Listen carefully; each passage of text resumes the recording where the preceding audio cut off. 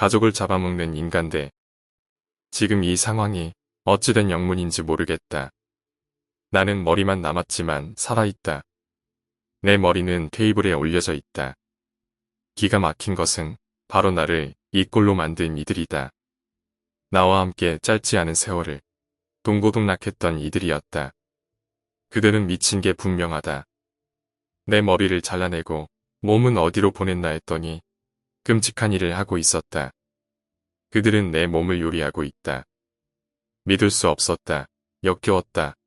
나와 가까웠던 집주인 사내는 나를 찌른 죄책감 따위는 없는 듯이 평소와 다를 바 없었고 그의 아내는 심지어 콧노래까지 부르며 내 몸을 버무리고 있다. 역겨움과 두려움을 넘어서 분노가 치밀었다. 한때나마 그들을 가족으로까지 생각했다. 내가 견딜 수 없었다. 이런 야만스러운 이들일 줄은 몰랐다. 소리를 지를 뻔했으나 다시 삼켰다. 이 상황에서 내 숨이 아직 붙어 있다는 것을 알면 어떤 일을 벌일지 상상할 수 없었다. 이 짐승만도 못한 인간들. 그들의 기행은 계속되었다. 아마 애초부터 나를 제물로 쓸 작정이었던 것 같다. 테이블에 올려져 있는 나의 머리 주위로 다른 것들이 올려지기 시작했다. 나와 수많은 추억거리를 공유했던 주인집 딸내미는 테이블에 올 때마다 내 눈을 흘끗흘끗 바라보았다. 슬픈 표정이었다. 그녀의 눈을 보자니 어제 벌어졌던 참극이 자연스레 떠올랐다. 평소와 마찬가지로 방에서 자고 있던 나는 이상한 낌새에 눈을 떴다. 손발이 묶여 있었다. 이 지경이 되도록 알 수 없었던 것을 보니 아마 내 식사에 수면제 따위를 탄 모양이었다. 놀란 알뛰며 새어나오는 나의 비명 사이로 주인집 가족 셋은 내 방으로 들어왔다. 집주인 사내는 짧고 날카로운 칼과 함께였다. 피가 묻어도 상관없어 보이는 낡고 해진 옷을 걸친 그는 내게 천천히 다가왔다. 아내와 딸은 저만 치서 지켜보고 있었다. 내 목숨을 구걸할 새도 없이 그는 미안하다는 짤막한 문장과 함께 망설임 없이 목을 찔렀다. 내 친구는 울면서 그런 저희 아버지를 말렸으나 약속하지 않았느냐는 어머니의 말 한마디에 그녀의 품에 안겼다. 내 친구는 숨을 헐떡이는 나를 안타깝게 바라보는 일밖에는 달리할 수 있는 게 없었다. 붉은 것들이 쉴 새 없이 뿜어져 나왔다. 나는 정신을 잃었다. 나는 새까만 심혈을 날개도 없이 날고 있거나 온통 새하얀 미지의 땅에서 시간을 보냈다. 무엇을 보았는지는 확실치 않다. 그냥 그런 느낌이었다. 혼은 있는 듯 없는 듯 내 존재에 대해 인식할 수 없었고 잠들었을 때처럼 아무것도 알 수 없었다. 나는 거기에 있지 않았지만 있었다. 눈을 떴을 때 나는 과학적으로 설명할 수 없는 기현상에 놀랐다. 그 놀라움과 아직 살아있다는 안도감이 뒤섞여 뻥 뚫린 내 목구멍을 통해서 머리를 때렸다. 그러나 그것도 잠시 차라리 그대로 죽어버렸으면 하는 생각이 들었다. 나는 2번 죽고 있었다. 그들은 이제 그들만의 의식을 끝내고 내 몸을 저쪽에서 먹고 있다. 나의 죽음을 슬퍼했던 내 친구까지도 언제 그랬냐는 듯이 나를 맛있게 섭취 중이다. 내 살을 요리한 역겨운 냄새부터 그것을 씹고 마시는 끔찍한 소리까지 들린다. 비명도 지르지 못하고 몇 번이나 정신을 잃었던 것 같다. 식사를 마친 후 얼마 지나지 않아 내 머리는 다른 곳으로 옮겨졌다. 집주인 사내는 아무도 모르게 내 머리를 차 트렁크에 넣고 길을 떠나고 있었다. 아마 외진 곳에다가 버릴 모양이었다. 덜컹거리는 차 트렁크 안에서 어둠에 갇힌 채로 별의별 생각이 다 들었다. 무슨 잘못을 했기에 내게 이런 참혹한 사건이 일어났는지 문득 억울해졌다. 마음대로 죽지도 못하고 이렇게 살아야 할 필요가 있나 싶었다. 물론 이 차가 멈추고 나면 나는 싫어도 땅속 깊숙한 곳에 묻힐 것이다. 그곳에서 썩어가다가 개미와 여러 곤충들에 의해서 뜯겨 사라지겠지. 슬프다. 처음 죽을 때에는 이런 복잡한 감정을 느낄 새도 없었다. 그때 느끼지 못했던 것들이 한꺼번에 몰려오고 있는 기분이다. 나는 그가 트렁크를 열 때 죽은 머리가 살아있음을 보이며 그를 놀래켜줄 작정이다. 아무도 없는 외진 산속에서 그를 기절시키면 어떤 식으로든 복수라도 되겠지. 그런데 잠이 온다. 눈이 무거워진다. 아직 잠들면 안 되는데. 주름과 필사적으로 사투를 벌이던 중 드디어 차가 멈춘다. 시동이 꺼지고 문이 열리는 소리와 함께 그의 발소리가 점점 가까워진다. 나는 남은 힘을 짜내어 준비하고 있었다. 하지만 트렁크 문이 열리는 순간 나는 생각지도 못한 풍경에 당황해 아무것도 할 수 없었다.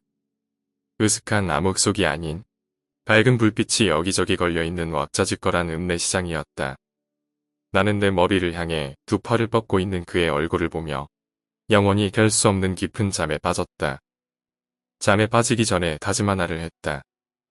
다음 생애에는 힘없는 돼지가 아니었으면 좋겠다고.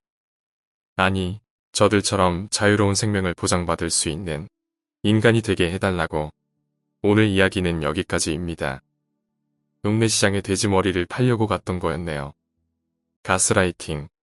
안녕하세요, 공포괴담입니다. 가스라이팅이란 상황 조작을 통해서 타인의 마음에 자신에 대한 의심을 불러일으켜 현실감과 판단력을 잃게 만들므로써 그 사람을 정신적으로 황폐화시키고 그 사람에게 지배력을 행사하여 결국 그 사람을 파국으로 몰아가는 것을 의미하는 용어입니다. 그럼 이야기 시작하겠습니다. 데이브, 난 모두가 이렇게까지 비열한지 정말 몰랐어. 심지어 당신도 말야. 그리고 우리가 결혼할 때 당신이 그랬던 것처럼 날 미친 사람처럼 취급하려고도 하지마. 정신 나간 건 너 하나뿐이라고. 이제 잘 알겠네. 틀림없겠지. 이런 미친 짓을 하다니. 아직 경찰에겐 연락하지 않았어. 우리 둘 모두 이 일에 경찰이 끼어드는 걸 원하지는 않겠지. 난 이메일에 모든 걸 적어 넣으려고 해. 당신이 한 짓에 대한 연구 기록으로 말야. 우리 모두 동의하에 금요일에 당신이 우리 딸을 아파트 앞에 내려다 놓기로 했어. 처음엔 다 괜찮아 보였어. 그 여자애는 예전에 베키와 똑같이 닮았으니까. 내가 머리를 고치던 것처럼 빠은 머리, 바보 같은 미소, 그리고 어딜 가든 끌고 다니던 추레한 그 헬로키티 베개까지 말이야. 하지만 당신이 떠난 이후로 그 아이는 어딘가 달라 보였어. 불안해하고 겁에 질린 것처럼 말이야. 마치 나를 누군지 알아차리지 못하는 것처럼 말이야. 이런 건 내 베키가 아니라고. 그때였지. 당신이 나한테 무슨 짓을 한 건지 알아차린 게. 내가 정말로 모를 것 같았어. 난 그 아이 엄마라고. 이 빌어먹을 자식아. 그 애는 당신을 감사를 했어. 걔는 아무것도 잘못되지 않았다고 얘기했다고. 하지만 난 진실을 찾아낼 방법을 하나 생각해냈어. 난 그 애를 속여 배에 태웠어. 우리가 가족으로서 낚시하러 같이 갔었던 암초를 지나서 말야.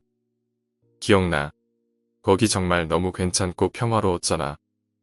대화하기 정말 딱 좋은 데였지만 우린 그저 조용히 앉아서 별을 바라보곤 했던 곳 말야. 그리고 난 그 애를 물에 밀어 넣었어. 이제 누가 정신 나갔지, 데이브. 정말로 날 속일 수 있을 거라 생각했어. 당신 정말 내가 그 애를 내 딸이라고 믿을 줄 알 거라고 생각했구나. 물론 그랬겠지. 생긴 것도 똑같고 말하는 것도 똑같고 우는 것도 똑같고 베키라고 적힌 태그가 달린 그 애의 옷까지 입고 있었으니까. 하지만 당신 하나 잊고 있었어. 내 딸은 수영할 줄 알아. 네가 보낸 사기꾼 가짜 베키는 말야. 수영할 수 있는 척을 하더라고. 심지어 몇 시간 동안은 보트를 계속 쫓아왔다니까. 하지만 결국에는 더러운 뚱땡이 사기꾼답게 물 밑으로 꼬르륵 가라앉더라고. 심지어 마지막 숨을 내뱉을 때마저 나를 여전히 엄마라고 부르더래니까. 마지막까지 내 베키인 척을 했다고. 상상할 수 있겠어? 아주 추잡한 거짓말쟁이 새끼였다고. 마치 당신처럼 말이야, 데이브. 내 주말이어야 했었어. 내 시간이어야 했다고. 의사들도 내가 준비됐다고 했어. 판사도 동의했다고. 너뿐이라고. 내가 아직도 불안정하다고 생각하는 것. 하지만 넌 틀렸어. 안 그래? 마지막 기회야, 데이브. 베키를 당장 여기에다 데려놔. 이번엔 진짜 베키를 말야. 오늘 이야기는 여기까지입니다. 데이브는 결혼 생활 중 로라에게 언어폭력을 지속적으로 해온 것으로 보이네요. 너가 무조건 틀렸다는 그런 식의 언어폭력 말이죠. 로라는 데이브에게 그런 식으로 계속 가스라이팅을 당하니 내가 이상한가? 내가 틀렸나? 하는 생각이 많이 들었을 것이고 이런 악순환이 계속 이어지니까 정신병이 심하게 오게 됩니다. 자신의 딸마저 어딘가 달라 보여서 내 딸은 이렇지 않다며 딸을 학대해서 베키가 다시 엄마를 만나 엄마랑 단둘이 있으니 불안해하고 무서워했던 것입니다. 결국 로라가 미쳐버려서 데이브가 법정에 가서 딸을 로라에게서 떼어놓게 하고 정신병원에 입원하게 되었다가 그 후 로라가 정상이라고 판단되어 퇴원하게 됐을 때 벌어진 일들입니다. 마지막에서도 정상인이라면 경찰을 부를 텐데 경찰을 부르지 않고 가해자에게 딸을 데려오라는 등의 협박이면서도 한편으로는 의지를 하는 걸 보면 로라가 데이브에게 지배당했다는 걸 알 수 있네요. 위층에 살던 남자. 텔레비전에서 뉴스가 흘러나왔을 때 난 먹던 걸 멈추고 바로 수저를 내려놓았다. 웨인 카운티에서 납치 미수 용의자가 사살당했습니다. 라고 아나운서는 낮고 진지한 목소리로 말을 읊어갔다. 경찰의 말에 따르면 역사학 교수가 자신의 학생들 중 한 명에게 자신의 새로 데려온 강아지가 숨을 쉬지 않는다고 속여 그의 벤에 태우려고 했다고 전하였습니다. 그의 사진이 화면에 나타났을 때 난 내 자신이 너무나도 가엾게 느껴졌다. 가해자는 이 남자, 피터 오멜리 교수로 밝혀졌습니다. 내가 알던 사람이었다. 위층에 살던 남자다. 다행히도 가해자가 숨겨놨던 흉기를 꺼내들어 여성을 뒷좌석으로 밀어 넣으려는 광경을 비번이었던 한 경관이 목격했습니다. 아들은 내 옆 소파 위에서 잠든 채 몸을 뒤척이고 있었다. 난 내 아들이 들리지 않게 TV의 볼륨을 낮췄다. 오멜리 씨는 항상 아들에게 친절하게 대해줬다. 가해자가 흉기를 꺼내들었을 때 경관은 총 6발을 발사하여 가해자를 사살하였습니다. 나는 이른 아침에 울리던 사이렌 소리를 떠올렸다. 그냥 무시하고 지나쳤었던 쿵쿵 울리던 발자국 소리. 그때는 그게 무슨 의미인지 알지 못했다. 경찰들이 건물을 수색하고 있다는 사실을 난 알지 못했다. 저는 단지 이 정신병자가 범죄를 저지르고 달아나지 않았다는 사실에 기쁠 뿐입니다. 라고 경관은 말했다. 아무도 그 남자 때문에 고통을 겪지 않아서 정말 다행이네요. 라고 그 피해자의 남편은 이야기했다. 하지만 둘 다 틀렸다. 난 덜어놨던 시리얼을 다시 봉지에 넣어놓고 봉지를 찬장 안에 나머지 음식들 옆에다가 다시 되돌려 놓았다. 시리얼 반 봉지, 쌀 1컵, 마른 과일 2컵 그리고 물 2병. 식량의 전부다. 난 경찰들이 다시 돌아올지 궁금했다. 난 그들이 내 목소리를 들을 수 있을지 궁금했다. 오멜리 씨의 지하실 책장 뒤 가짜 벽에서 들려오는 내 외침을 말이다. 난 그들이 아직도 나를 찾고 있는지 궁금했다. 6년 전에 실종된 그 소녀. 그 시절 오멜리 씨의 수업을 듣고 있었던 그 20살 학생. 또한 강아지를 좋아하던 그 소녀. 그리고 그를 쫓아 벤 위로 올라탔던 멍청하게 짝이 없던 그 소녀. 옆에서 아들이 일어나는 게 느껴졌다. 아빠 우리 보러 언제 다시 내려와? 꼬르륵거리는 소리가 아들의 배에서 들려왔다. 난 내 아이에게 진실을 말해주기로 결심했다. 너희 아빠는 돌아오지 않을 거야. 라고 나는 말했다. 아빠는 아팠어. 너희 아빠는 아주 아픈 사람이었어. 오늘 이야기는 여기까지입니다. 소녀가 오멜리에게 납치당해서 애까지 낳고 아들이랑 지하실에 갇혀있는 거군요. 어떻게 나갈 수 있을 것 같지도 않고 결국엔 굶어 죽겠네요. 전염되는 귀신 꿈. 저는 체대생으로 동아리 합숙 훈련을 자주 갑니다. 하지만 훈련은 2번째이고 다들 술을 마시러 가는 분위기로 그날도 훈련을 마치고 술을 한 잔씩 하고 있었습니다. 새벽까지 마시다 보니 문득 대화가 무서운 이야기로 흘렀고 다들 자신이 겪었거나 알고 있는 무서운 이야기를 하기 시작했습니다. 저 역시 괴담들을 풀어놓으며 제법 분위기를 싸늘하게 만들었는데 선배 중 한 분이 자신이 겪은 일이라며 이 이야기를 듣고 일어나는 일은 책임지지 않는다고 했습니다. 물론 다들 처음에는 믿지 않았지만 선배는 이야기를 시작했습니다. 선배는 어느 날 꿈을 꾸었는데 강가에서 처음 보는 할머니께서 뭔가 찾고 계셨다고 합니다. 강가에 홀로 있던 선배는 할머니에게 다가가 뭘 찾으세요? 라고 물었는데 할머니는 말씀하지 않으셨고 계속 선배가 물어보자 그제서야 대답하셨다고 합니다. 손가락. 할머니의 오른손에는 새끼손가락이 없었습니다. 꿈이라서 그런지 선배는 왠지 거부감이 들지 않았고 이상한 사명감에 할머니를 도와 강가에서 손가락을 찾기 시작했습니다. 그런데 이상한 생각이 들었습니다. 할머니 곁에서 손가락을 찾고 있는데 왠지 할머니 자신은 손가락을 찾을 생각이 없는 듯 했습니다. 마침 손가락이 강에서 흘러오는 걸 찾아낸 선배는 기쁜 마음에 할머니에게 소리치며 손가락을 전했는데 할머니는 웬일인지 기쁜 표정이 아니라 불쾌한 표정으로 뭔가 중얼거리며 손가락을 받았다고 합니다. 그리고 선배는 꿈에서 일어났는데 선배가 말하길 이 이야기를 들은 사람은 나와 같은 꿈을 꾸게 된다고 했습니다. 자신도 자신의 선배에게 들었다고 하며 한두 명의 예외는 있었지만 다들 손가락을 잃은 할머니의 꿈을 꾸었다고 합니다. 처음에는 다들 믿지 않았습니다. 그 이야기를 끝으로 다들 잠에 빠졌는데 다음날 아침 모두들 황당한 표정으로 일어났습니다. 다들 그 꿈을 꾼 것입니다. 저 역시 그 꿈을 꾸었습니다. 강가에서 손가락을 찾는 할머니를 보았는데 왠지 모르게 꿈이라는 게 인식되어 도망치고 말았습니다. 그리고 패스트푸드점에서 숨을 돌리고 있었는데 햄버거에서 새끼손가락이 나오는 바람에 깜짝 놀라 꿈에서 깨어났습니다. 다들 강가에서 할머니를 보고 어떻게든 손가락을 찾은 듯 했습니다만 동아리의 가장 막내는 꿈에서 손가락을 찾지 못했다고 합니다. 막내는 손가락을 도저히 찾을 수 없어 할머니에게 손가락이 없는 것 같다고 말했는데 할머니는 무척이나 기뻐하며 웃었다고 합니다.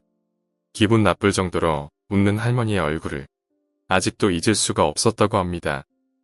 그리고 보름 후 모두들 할머니 꿈을 잊고 있을 무렵 동아리 막내는 선풍기에 손을 다치는 사고 당했습니다. 선풍기가 갑자기 넘어지는 바람에 막내의 오른손 새끼손가락이 우연히 들어가게 되었는데 바로 손가락을 빼어 손톱이 반쪽으로 갈라지는 정도에 그쳤습니다. 문득 할머니 꿈이 생각났습니다. 어쩌면 할머니는 새끼손가락 전부를 가져가려고 했던지도 모릅니다. 오늘 이야기는 여기까지입니다. 오는 날 눈보라가 온다는 소식을 들었어. 그 말은 나한테 있어서는 학교가 쉰다는 이야기고 밀린 숙제와 미뤄왔던 책을 읽을 시간이라는 거지. 우리 집은 꽤 가난해서 인터넷이나 TV 같은 건 없었어. 그래도 난 시간을 때울 무언가를 찾을 수 있을 거란 걸 알 수 있었어. 우린 농장에서 살았어. 그치만 우리가 딱히 가축이나 곡물을 키우는 게 아니라서 사실상 아무것도 없는 한가운데서 사는 거나 다름없어. 7시쯤 학교에 오지 말라는 전화를 받았어. 현은 길 상태가 너무 안 좋아서 오늘 돌아오지 못할 거라고 직장에서 전화가 왔어. 아빠는 일을 하지 않으셔. 아빠는 항상 일자리를 찾아보신다고 하지만 우리 모두 아빠가 거의 포기했다는 사실을 알고 있어. 그래도 다행히 전기를 유지할 만한 충분한 돈이 있다는 건 천만다행이야. 냉장고와 찬장에는 우리가 겨우 며칠 동안 버틸 만한 음식밖에 안 남아 있었거든. 5일째가 되어도 여전히 눈이 내렸어. 전기는 결국 나갔고 아빠는 시내에 가려고 눈보라를 헤치며 겨우 트럭까지 갔어. 연료는 시내에 가기까지에는 충분했지만 집으로 돌아오기에는 부족했어.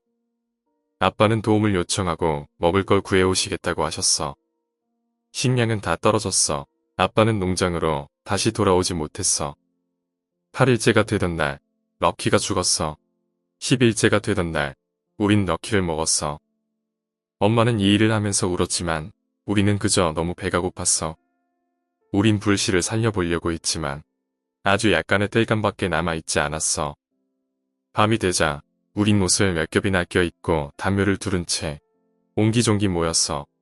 목이 마르면 눈을 먹었지만 우릴 더욱 춥게 만들 뿐이었어. 얼마 지나지 않아 우린 집을 떠나고 싶어도 떠날 수 없게 됐어. 너무 많은 눈이 쌓여서 문조차 열 수가 없었거든. 그러자 눈은 창문 위에 쌓여가기 시작했고 우린 어둠 속에 갇혔어. 내 동생인 지민은 눈이 더 쌓여서 천장이 무너지는 게 아닐까 두려워했어. 우린 럭키를 끝냈지만 엄마는 꽤 오래전부터 더 이상 먹지 않으셨어. 엄마는 우리 위해 남은 걸 보관해놨어. 18일째 되던 날 엄마는 죽었어. 우린 엄마를 담요에 싸서 침실에 뒀어. 우리 모두 서로 무슨 생각을 하는지 알았지만 아무도 그 말을 입 밖으로 꺼내지 않았어. 23일자 우리는 엄마를 먹었어. 그땐 더 이상 난 울지도 않았어. 난 그냥 너무 배고팠어. 냉기가 엄마의 살을 신선하게 보관해줬어. 마치 몇 시간 전에 죽은 것만 같았어. 그리고 이제 33일째야. 눈은 오래전에 그쳤지만 눈은 아직도 사라지지 않아.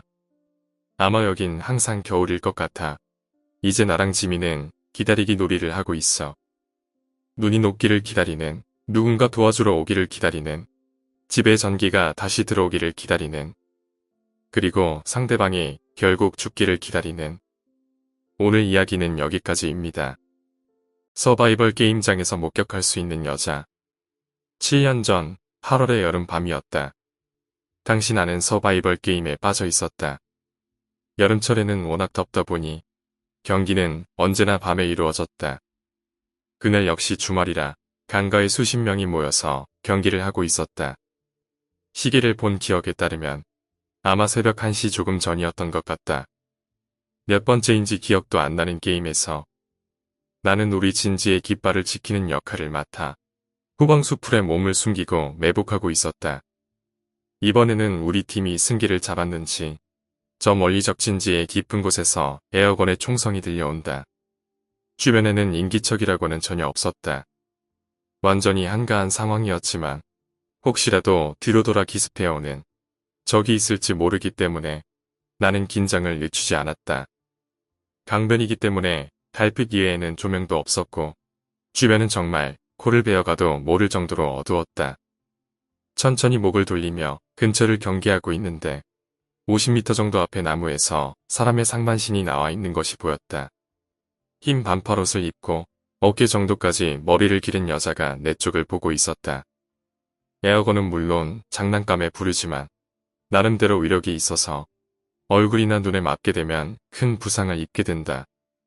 그렇기 때문에 게임 도중 외부인이 있다는 것을 알게 되면 곧바로 게임을 중단하는 것이 규칙이었다. 나는 곧바로 큰 소리로 사람이 있습니다. 중지해주세요. 라고 외쳤다. 전선 근처에서도 중지하래. 라고 크게 외치는 소리가 들려왔다. 나는 그 사람에게 사과하기 위해 달려갔다. 여자는 가만히 나를 보고 있었다. 미안합니다. 라고 이야기하려는 순간 여자는 슥 움직이더니 숲속으로 사라져 버렸다. 나는 겁을 먹고 도망친 것이라고 생각했다. 뭐가 어찌되었건 나는 위장크림으로 얼굴을 검게 칠하고 있었고 장난감이라고는 해도 총을 가지고 있었으니까 그 사람을 쫓아 숲속으로 들어갔지만 라이트를 켜고 찾아보았지만 도저히 보이지가 않았다. 그 와중에 다른 멤버들도 다가왔다. 내가 사정을 설명하자 모두 함께 10분가량 여자를 찾았다. 하지만 그녀의 모습은 어디에도 보이지 않았다. 숲속을 샅샅이 뒤졌는데도 불구하고 말이다. 나는 점점 내가 본 것이 무서워졌다. 어째서 새벽 1시가 넘었는데 여자가 이런 숲속을 걷고 있는 것일까? 애초에 내가 그 사람을 본 곳에 오기 위해서는 한참 게임이 펼쳐지고 있는 전장을 거쳐서 봐야만 했다. 그 여자의 존재를 아무도 알아차리지 못했을 리가 없었다. 하지만 아무리 찾아도 그 여자의 모습은 찾을 수 없었다. 결국은 내가 오인한 것으로 결론이 내려지고 게임은 재개되었다. 나는 다시 진지 방어를 하게 되었다.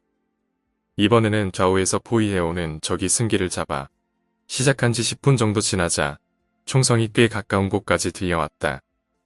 나는 지면에 엎드린 채 총을 꽉 잡고 언제라도 공격할 수 있도록 방아쇠에 손을 올리고 조준경의 눈을 맞췄다. 그런데 어째서인지 시선이 느껴진다. 기분 탓이라고 넘기기 어려울 정도로 강한 느낌이었다. 나는 목을 천천히 들어 눈만 움직여 왼쪽을 바라보았다. 칠흑 같은 어둠 속 3m 정도 앞에 여자의 목이 있다. 아까 전에 그 여자다. 흰 피부에 보통 사람은 따라하기도 힘들 정도로 입을 크게 벌리며 웃고 있다. 목소리는 들리지 않았지만 얼굴을 실룩대며 웃고 있었다. 그렇게 나를 가만히 보고 있었다. 목은 마치 잔망경처럼 지면 위를 슥슥 움직여서 내 정면으로 천천히 다가왔다. 나는 완전히 패닉에 빠져 그대로 움직이지도 못하고 있었다.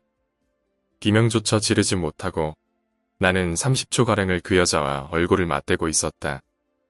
여자의 얼굴이 내 얼굴에 50cm 앞까지 다가왔을 때 비로소 나는 몸을 일으킬 수 있었다. 하지만 다리에 힘이 들어가지 않는다. 나는 그대로 엉덩방아를 찍고 그 얼굴을 에어건으로 공격했다. 그러자 여자의 얼굴은 굉장히 무서운 얼굴로 변해 나를 째려보고는 사라졌다. 그 꼴을 겪고 나자 도저히 게임 따위는 할 수가 없었다.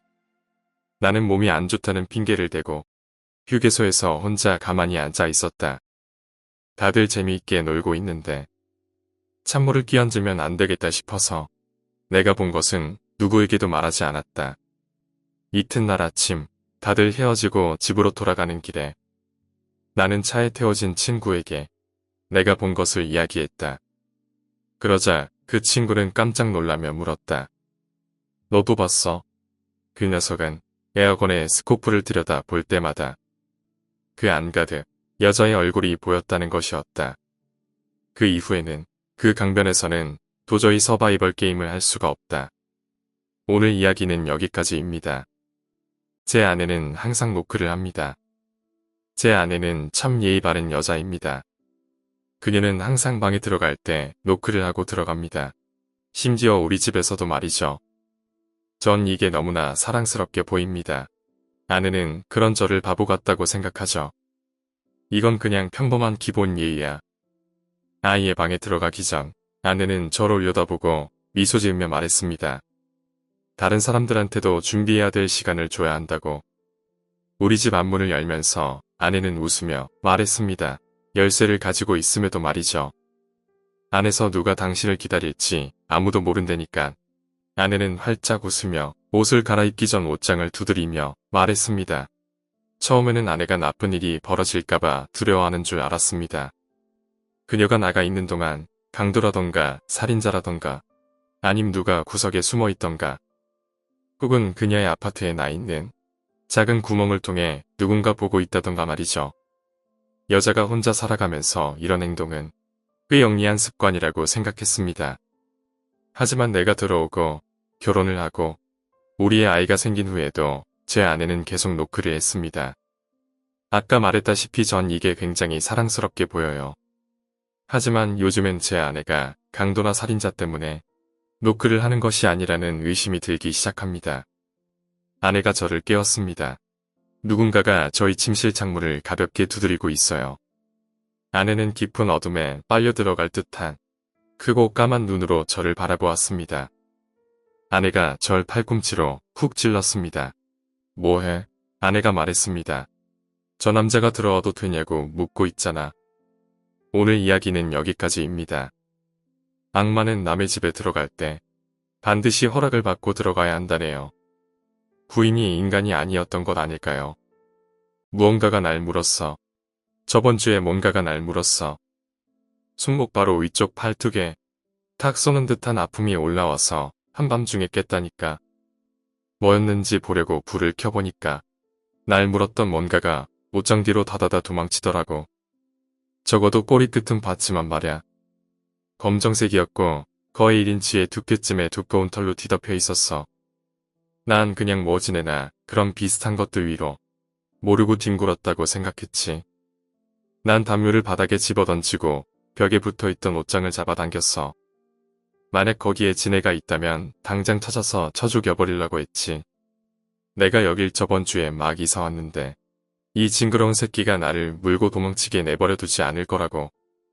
뭐 거미 한두 마리 정도는 같이 살 수 있을지 몰라도 다리 8개 이상 달린 놈들하고는 내 집을 같이 쓰지 않을 거라고.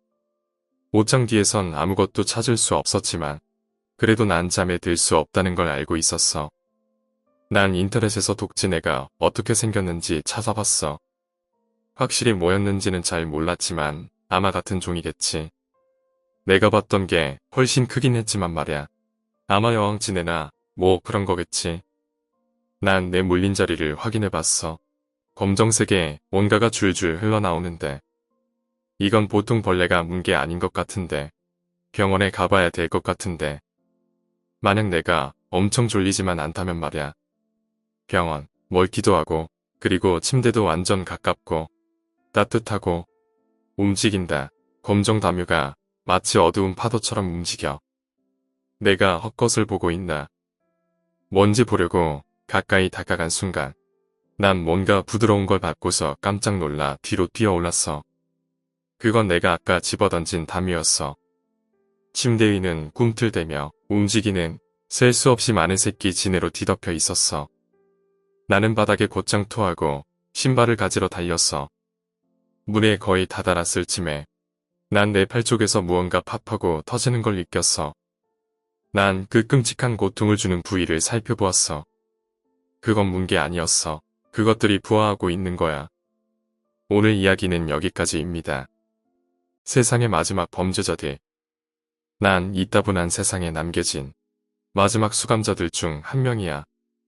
다른 국가들이 전례를 따르거나 범죄자들의 인권에 맞춰서 변화된 조항을 시행하는 동안 우리나라는 국가 내에 거의 모든 범죄를 박멸한 거로부터 세계의 찬사를 받고 있어. 그 새로운 법이 통과된 이후로 말이야. 다른 사람들은 덩치 큰 수감자들 중 일부는 그 시련을 통과하고 바로 자유의 몸이 되었다고 확언했어. 하지만 그 수감자들의 정신과 육체를 잇는 통로가 거의 완전히 닫혀버리고 곧 죽어버렸다는 보고자료들 또한 난 알고 있어. 난방으로 끌려갔어. 그곳엔 탁자, 의자, 그리고 보도카메라 이외에는 아무것도 존재하지 않았어. 다리가 묶인 채로 혐오스럽게 짝이 없는 기구가 내 머리 위로 씌워졌어. 두개골을 고정시키는 모자 형태의 기구였는데 복잡한 와이어 시스템으로 만들어져서 강제로 내 입을 벌렸다 닫았다 하게 만들었어. 그때까지만 해도 난 내가 한 짓에 대해 그렇게까지 회한을 느끼지 않았어. 하지만 뒤쪽에 있는 문이 열리고 무언가가 실려 들어왔어. 냉동된 아내의 시체가 내 앞에 식탁 위에 올라갔을 땐 난 내 죄수복이 소변으로 축축해져 가는 것을 느꼈어. 두 명의 경비가 내 옆으로 섰어. 내 손에 의해서가 아니더라도 형벌을 마지막까지 확실하게 진행시키기 위해서 말이야. 본질적으로 아무리 문명화된 세계가 나를 대신해 맞선다 하더라도 자신이 죽인 건 자신이 먹어야 한다는 건 보편적으로 받아들여지는 사실이야. 오늘 이야기는 여기까지입니다. 자신의 아내를 죽였기에 그걸 먹는 게 형벌이라는 사실에 놀랍습니다. 그나마 다행인 것은 이 이야기가 픽션이라는 사실입니다. 로건 메스터슨이 죽기 전까지 우리는 우주로 돌아갈 수 없어. 요약해서 말하면 그렇다는 거지. 개인적으로는 이 모든 일들이 앞으로 우주 비행의 종지부를 찍을 거라 생각해.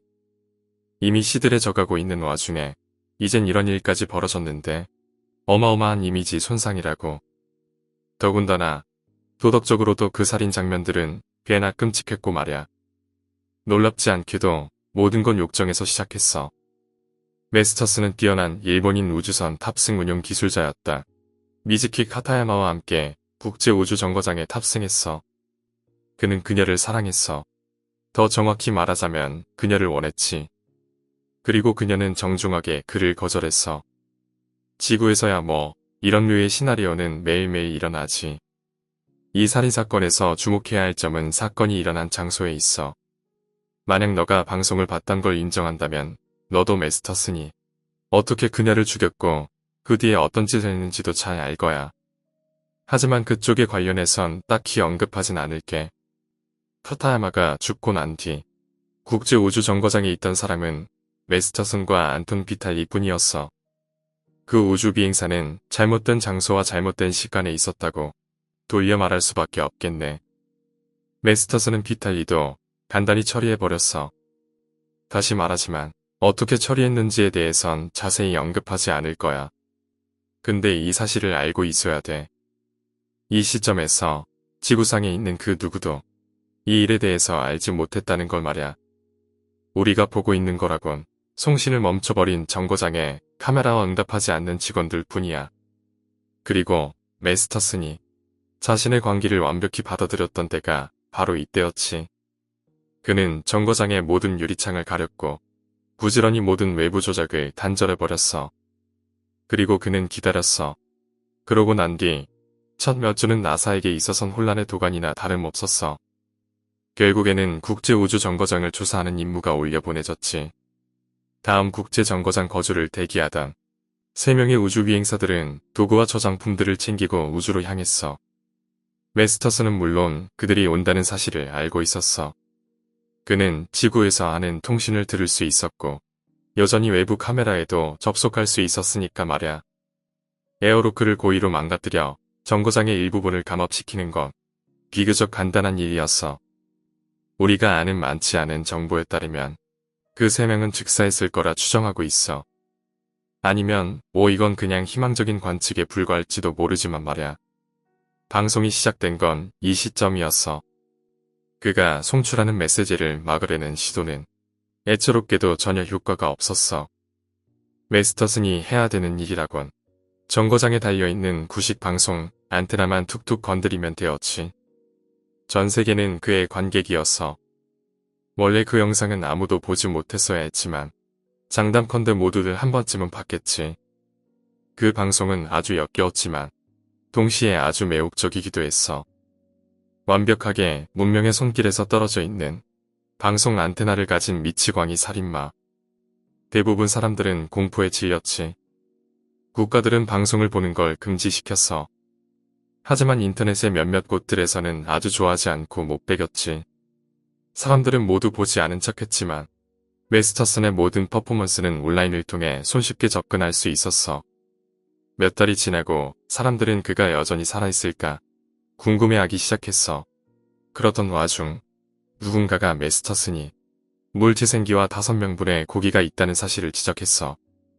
뭐 그렇지만 걔도 영원히 가진 못하겠지. 그래서 우린 기다리기로 했어. 몇몇 정치인들과 세계 지도자들은 국제우주정거장에 미사일을 날리라고 협박하고 있지만 말야. 하지만 그런 거야 다 엄포지 뭐. 그러니 그냥 잠이나 자. 저 멀리 미치광이 살인마가 92분마다 너의 머리 위를 빙빙 돌고 있단 사실은 생각하지도 말고. 오늘 이야기는 여기까지입니다. 두려워할 이유는 없어. 나랑 내 여동생 베이스티가 어렸을 때 우리 가족은 아주 예쁜 오래된 농가에서 잠시 살았던 적이 있어. 우리는 먼지 낀 농가 구석구석을 탐험하거나 뒷마당에 있는 사과나무에 올라가는 걸 정말 좋아했어. 하지만 우리가 제일 좋아했던 건 바로 유령이었어. 우리는 그 여자 유령을 엄마라고 불렀어. 왜냐하면 그 유령은 엄청 착하고 우리를 돌봐주는 것 같았거든. 게스트랑 내가 가끔 아침에 일어나 보면 탁자 위에 어젯밤에는 없었던 컵이 거기 있는 거야. 엄마가 우릴 위해서 거기에 가져다 놓은 거라고. 밤새 목마를까봐 말이야. 엄마는 우리를 그저 돌봐주고 싶어 할 뿐이야. 이 집에 원래부터 있었던 가구들 중에 바로 뒤쪽 벽에 두고 있는 골동품 나무 의자가 있는데 말야. 우리가 TV나 게임하고 있는 거에 정신이 사로잡혀 있을 때마다 엄마는 조금씩 의자를 우리 쪽으로 가져다 놓곤 해. 가끔은 방 한가운데까지 의자를 옮겨놓기도 한다니까. 우린 항상 벽에다가 의자를 다시 붙여놓을 때마다 슬픔을 느꼈어. 엄마는 그저 우리랑 가까이 있고 싶었는데 말야. 그 집에서 이사 나온 지 몇 년 지나고 원래 주인이었던 과부에 대한 오래된 신문기사를 우연히 찾을 수 있었어. 기사에는 그 여자가 잠자리에 들기 전 자신의 2 아이들에게 독이 든 우유를 먹여 아이들을 살해했다고 나와 있었어. 기사에선 한 여자가 예전 집의 천장 기둥에 목을 매단 사진도 같이 실려 있었어. 그녀 바로 밑에는 오래된 나무 의자가 정확히 방의 한가운데에 쓰러져 있었어. 오늘 이야기는 여기까지입니다. 이제 내가 보일 거야. 처음 그 소식을 접했을 때 나는 겁에 질릴 수밖에 없었어. 의사는 내 시력이 시간이 지날수록 나빠질 거라 했고 실명이 되는 것을 막을 수 없다 말했어. 처음엔 사물들이 마치 초점에서 벗어난 것처럼 뿌옇게 보이기 시작했어. 그리고 시간이 지날수록 사물들은 점점 어둡거나 혹은 밝은 얼룩으로 변했지. 그리고 어느 날 아침에 눈을 떴을 때 모든 것은 사라지고 없었어. 난 더 이상 볼 수 없었어. 하지만 나에게 항상 다정하고 힘이 되는 남편과 사랑스러운 아이가 있었기에 신에게 감사드릴 수 있었어. 내 남편은 내가 눈이 멀었어도 항상 날 이해해주고 변함없이 사랑해줬어. 처음 몇 개월 동안은 많이 서툴렀어. 항상 유리컵과 도자기를 깨뜨리고 모르고 밟아서 발을 찔려 다치곤 했거든. 하지만 내 사랑하는 남편은 내가 새로운 삶에 적응할 수 있도록 도와주었어. 남편은 직장에서 휴가를 얻었어. 나와 함께 있어주려고, 나를 먹여주고, 옷 입혀주고, 씻겨주려고, 이 새로운 삶이 내 일상처럼 느껴지게 해주려고 말야. 장애가 생겼음에도 불구하고 나는 정말 행복한 삶을 살아간다는 걸 알고 정말 위안이 됐어. 어느 날 뭔가 이상한 일이 일어났어. 아침에 일어났는데 이젠 익숙해진 짙은 어둠이 아닌 어둡고 밝은 얼룩이 보이기 시작한 거야. 난 기쁨에 차서 소리를 질렀어. 무언가를 다시 보는 건 너무 오랜만이었거든. 난 간신히 흥분을 가라앉히고 조심스럽게 시력이 다시 돌아오는 게 아닐까 생각해봤어. 희망 고문은 하고 싶지 않았거든. 그래서 얼마나 시력이 나아질지 상태를 지켜보기로 했어. 며칠 동안 어둡고 밝은 얼룩은 점점 초점이 맞지 않는 색깔을 띤 사물로 보이기 시작했어. 만약 이 상태로 가면 진짜로 내 시력을 다시 되찾을 것 같아. 난 내 시력을 다 되찾았을 때 이 좋은 소식을 남편에게 말해주기로 결심했어. 아마 알게 된다면 정말 기뻐하겠지. 어느 날 아침 눈을 떴을 때 내 시력이 완전히 돌아와 있었어. 난 끈기 있게 남편과 타가소에서 같이 돌아올 내 아이를 기다렸어. 여보, 나왔어. 남편의 목소리가 들렸어. 난 껴안아 주려고 일어났는데 그 자리에서 얼어붙고 말았어. 문을 열고 들어온 남자는 내 남편이 아니었어. 물론 내 남편의 목소리를 가졌지만 생판 처음 본 남자였다고. 내 몸에 흐르던 피가 얼음장 마냥 차갑게 변하고 배가 아파오기 시작했어. 아니야, 일어나지 마. 실레스트, 자 내가 도와줄게. 이 낯선 사람은 나한테 와서 키스를 해주고 나를 앉혔어. 걱정하지 마. 내가 헨리를 침대에 데려다 둘게. 그 남자가 핸드폰을 꺼내서 아이가 우는 소리를 재생하는데 난 그 광경에 공포에 사로잡힐 수밖에 없었어. 천천히 일어서서 조금씩 문 쪽으로 가려고 하는데 그 남자는 나에게로 달려와서 날 막았어. 실레스트, 넌 아직 적응하는 중이야. 아직 나가지 않는 게 좋을 것 같아. 내가 저녁 만들어 올게. 그 남자는 날 부엌으로 데려갔어. 난 비명을 지르지 않으려고 내 혀를 깨물었어. 거기엔 내 진짜 남편과 아이가 피웅덩이 안에 누워 있었어. 오늘 이야기는 여기까지입니다. 대체 뭐 때문에 그녀의 가족을 다 죽여놓고 아무것도 모르는 사람을 돌봐주는 걸까요? 그녀의 스토커였던 걸까요? 하수구 안에 지갑. 부모님은 캠퍼스 정문 바로 밖에다 나를 내려다 줬어. 전화하고 중간고사 어떻게 돼가는지도 알려주고 난 웃으면서 그러겠다고 대답했어. 부모님에게 포옹해드리고 보도 위로 올라가 도로 위 차량들 사이로 사라져가는 부모님을 보면서 손을 흔들었어. 정말 좋았던 한 주였는데 이제 다시 평상시의 대학생활로 돌아가야 될 시간이네. 가방들을 집으려고 고개를 숙인 그때 난 그걸 봤어.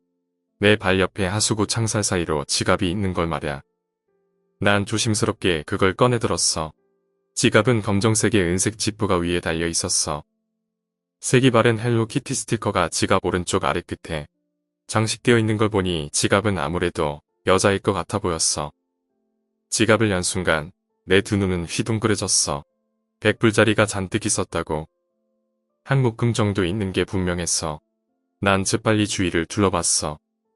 아무도 알아차린 사람이 없는지 확인하려고 말야. 난 안전하고 사생활이 보장되는 기숙사로 최대한 빨리 돌아갔어. 기숙사에 도착해서 지갑 내용물을 다 비웠어. 총 4,000불. 게다가 신분증도 없었어.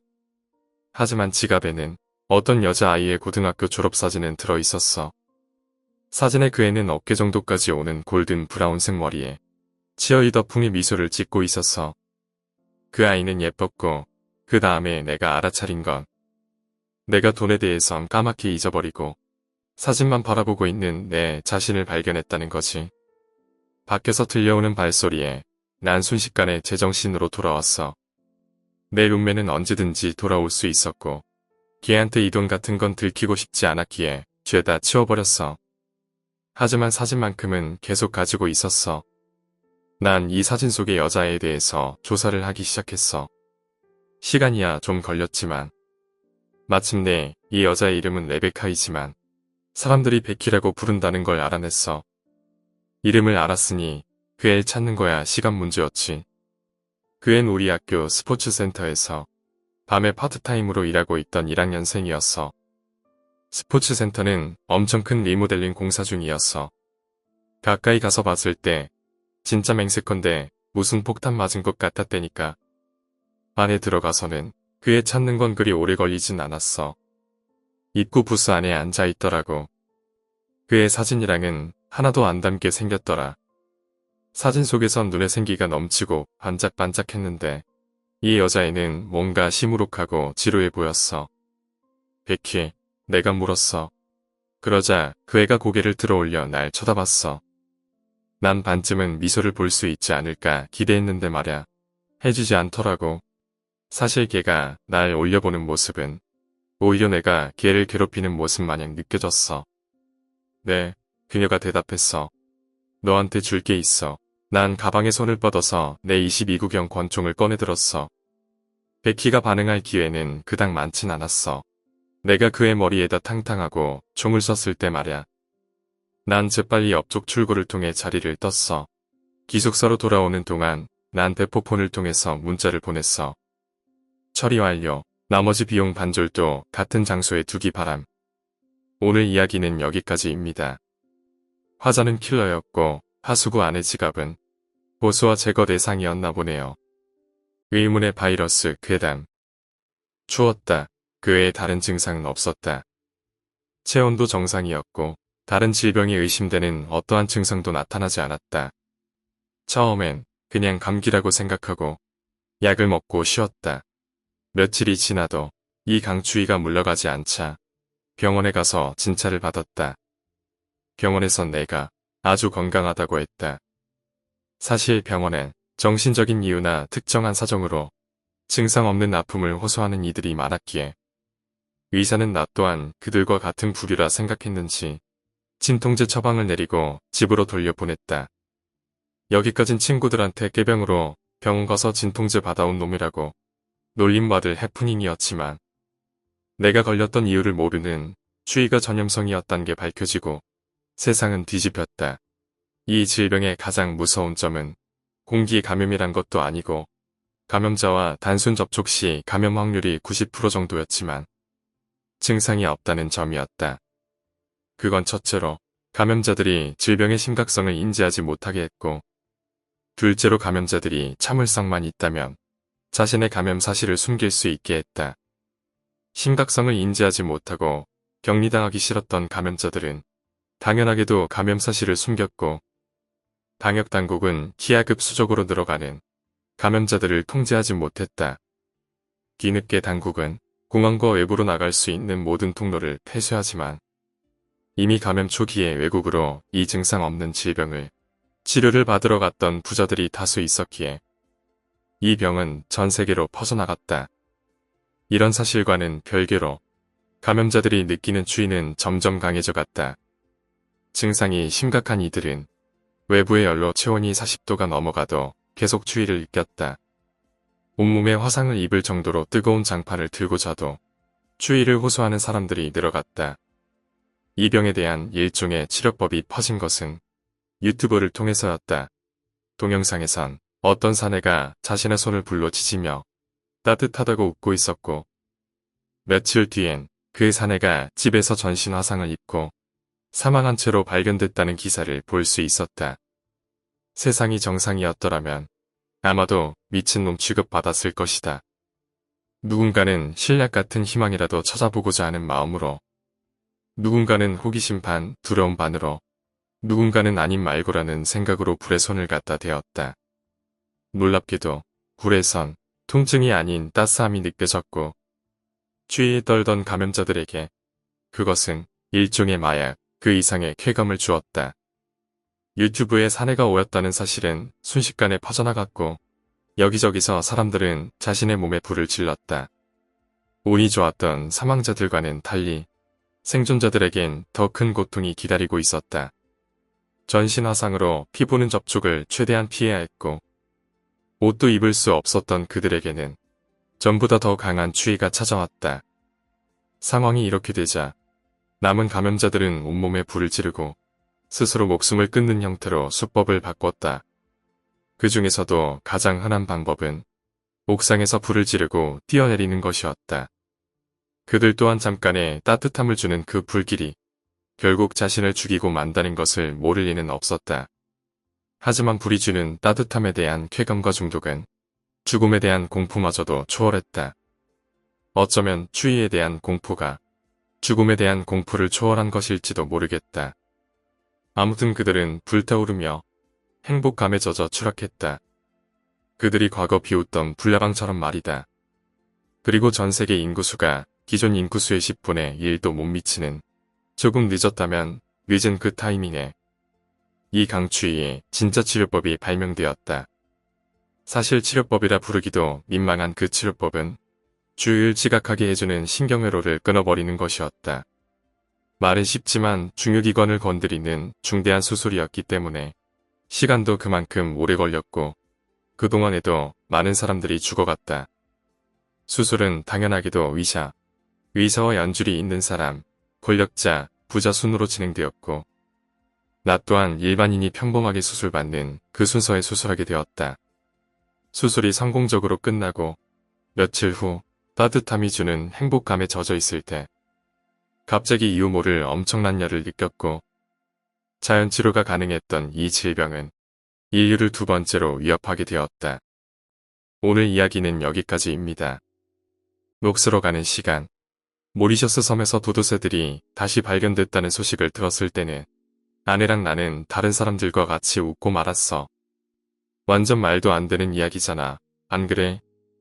300여 년 전 인류가 멸종으로 몰아갔던 이종이 난데없이 다시 나타났다고. 현대식의 지도에도 아주 잘 표시돼 있는 이 관광객으로 북적이는 이 섬에 더군다나 어디 작은 공원 구석에 숨어 있었던 새 몇 마리도 아니고 수천 마리가 섬 전체에 말야. 세계 뉴스 거리로는 뭐 흔한 재해나 전쟁 같은 이야기거리보단 훨씬 괜찮은 변화였어. 사람들을 미소 짓게 해줬으니까. 특히 모리셔스 섬에 살던 사람들은 더했지. 멸종의 맛을 느껴보고 싶어하는 사람들에게 알을 모아 수출해서 빠르게 불을 축적해 나갔으니까. 하지만 우리 모두 그 맛을 즐기기도 전에 도도새에 관한 뉴스거리는 다른 기이한 사건들에 의해 완전 뒷전으로 밀려나고 말았어. 털로 뒤덮인 맘모스가 중국에서 나타났어. 거대한 들소떼가 캔자스의 조그만 마을을 완전 박살내버렸고 그랜드 캐니언은 갑자기 시냇물 수준의 깊이로 바뀌고 말았어. 페이스는 점차 빨라져만 갔고 이상한 일들은 그 누구도 쫓아갈 수 없을 정도로 더욱 빠르게 일어나기 시작했어. 에밀리아 에어하트가 안전하게 정상적으로 돌아왔어. 멕시코에선 유카탄 반도 근처의 바다가 끓어오르기 시작했고 공포를 몰고 왔던 네바다주의 테러 공격은 1951년 실패했었던 원자폭탄 실험으로 밝혀졌어. 부하안이 실패한 게 아니라 연기된 거였지만 또 다른 곳에선 UFO가 땅으로 착륙했어. 모두들 숨을 죽이고 그 광경을 지켜봤어. 저 우주선이 무언가 정답을 쥐고 있을 거라 확신한 채 말이야.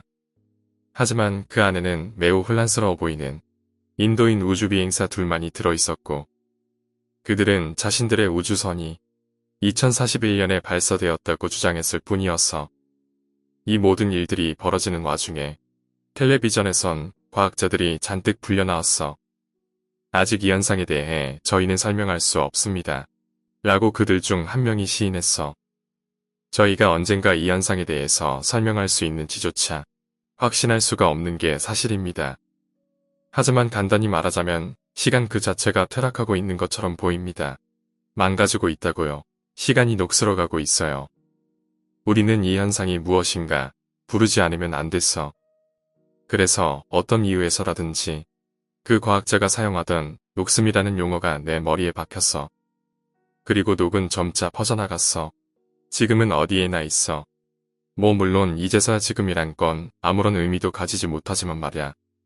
하지만 뭐 유럽의 빙하나 사라지는 피라미드 같은 큼직큼직한 일들이 벌어지는 동안 조금씩 더욱더 사람의 아주 작고 개인적인 시간의 단편들이 예상치 못하게 벗겨져 나오는 일이 생기기 시작했어. 그리고 내 아내에게도 녹슨 자국이 나타났어. 실리는 임신 중이었어. 그러던 어느 날 아무런 경고도 없이 태아는 중년이 되어버렸어. 그리고 너도 상상할 수 있다시피 두 성인의 육체가 한 곳에 있다는 건 둘 다 살아남지 못한다는 걸 의미해. 그 일이 있고 난 후 난 아무것도 신경 쓰지 않았어. 난 생각했어. 시간이 미쳐 돌아간다면 나 또한 그럴 거라고. 의사가 나에게서 작은 녹슨 부분을 찾아냈을 때에도 나는 심지어 웃었어. 그래, 마치 내가 도도새를 보고 웃었던 것처럼 말이야. 뭐 그렇게 나쁜 건 아냐. 진짜 별거 아니래도. 사실 원래라면 엄청 오래 살았었겠구나란 걸 알게 돼서 좋았어. 하지만 가끔 말야. 100살의 심장을 가지고 있는 것 때문에 다른 부분의 신체 나이가 겨우 30살이라 해도 그리 위안이 되진 않네. 오늘 이야기는 여기까지입니다. 주인공의 신체는 젊지만 늙은 심장을 가지고 있기에 아무리 신체가 젊다 한들 심장은 금방 죽겠네요. 아직도 의문인 대학 동기들의 알 수 없는 정체. 대학교 4학년 11월이 돼서야 A의 취직이 겨우 확정되었다. 자기 말로는 작은 회사라고 하지만 어쨌거나 취직은 확정되었으니 축하할 일이었다. 그리고 친구들의 진로가 모두 정해진 것을 기념해서 1월에는 다 같이 여행을 가자는 이야기가 나오게 되었다. 처음 제안을 한 것은 A였다. 렌터카를 빌려서 도쿄에서 출발한 뒤 동해안을 따라 북쪽으로 올라가 아오모리까지 가보자는 것이었다. 운전면허를 가지고 있는 나와 C가 교대로 운전을 하는 대신에 A와 B, D가 자동차 렌트비와 기름값을 대기로 했다. 나까지 모두 5명이 떠나는 여행이었다. 우리 5명은 대학교 동아리에서 만난 사이였다. 나와 C는 같은 학과에다가 같은 수업을 듣고 있었지만 A와 B, 그리고 D는 다른 학과의 학생이었다.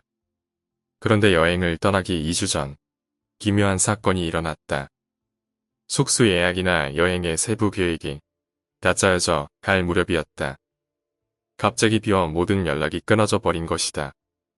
전화를 해도 받지를 않고 집에 찾아가 봐도 B는 없었다. B와 사이가 좋았던 다른 친구들에게도 수소문해봤지만 B의 행방을 아는 사람은 아무도 없었다. 그리고 여행 출발 5일 전 우리는 마지막으로 협의를 하기 위해 모였다. 여전히 B와는 연락이 닿지 않은 채였다. 그런데 그뿐 아니라 A와 D의 낌새도 어딘지 모르게 이상했다. 일단 협의를 한 끝에 우리는 여행 출발 3일 전까지 B와 연락이 닿지 않으면 여행을 취소하기로 했다. 나 개인적으로도 B가 없으면 여행을 하는 의미가 없지 않냐는 생각을 하고 있었고 무엇보다도 B가 걱정되기에 연락이 되지 않으면 여행을 취소하자는 의견에는 찬성이었다. 하지만 A와 D가 이상하다 싶을 만큼 여행은 취소해야 한다고 강하게 말했던 것이 마음에 걸렸다.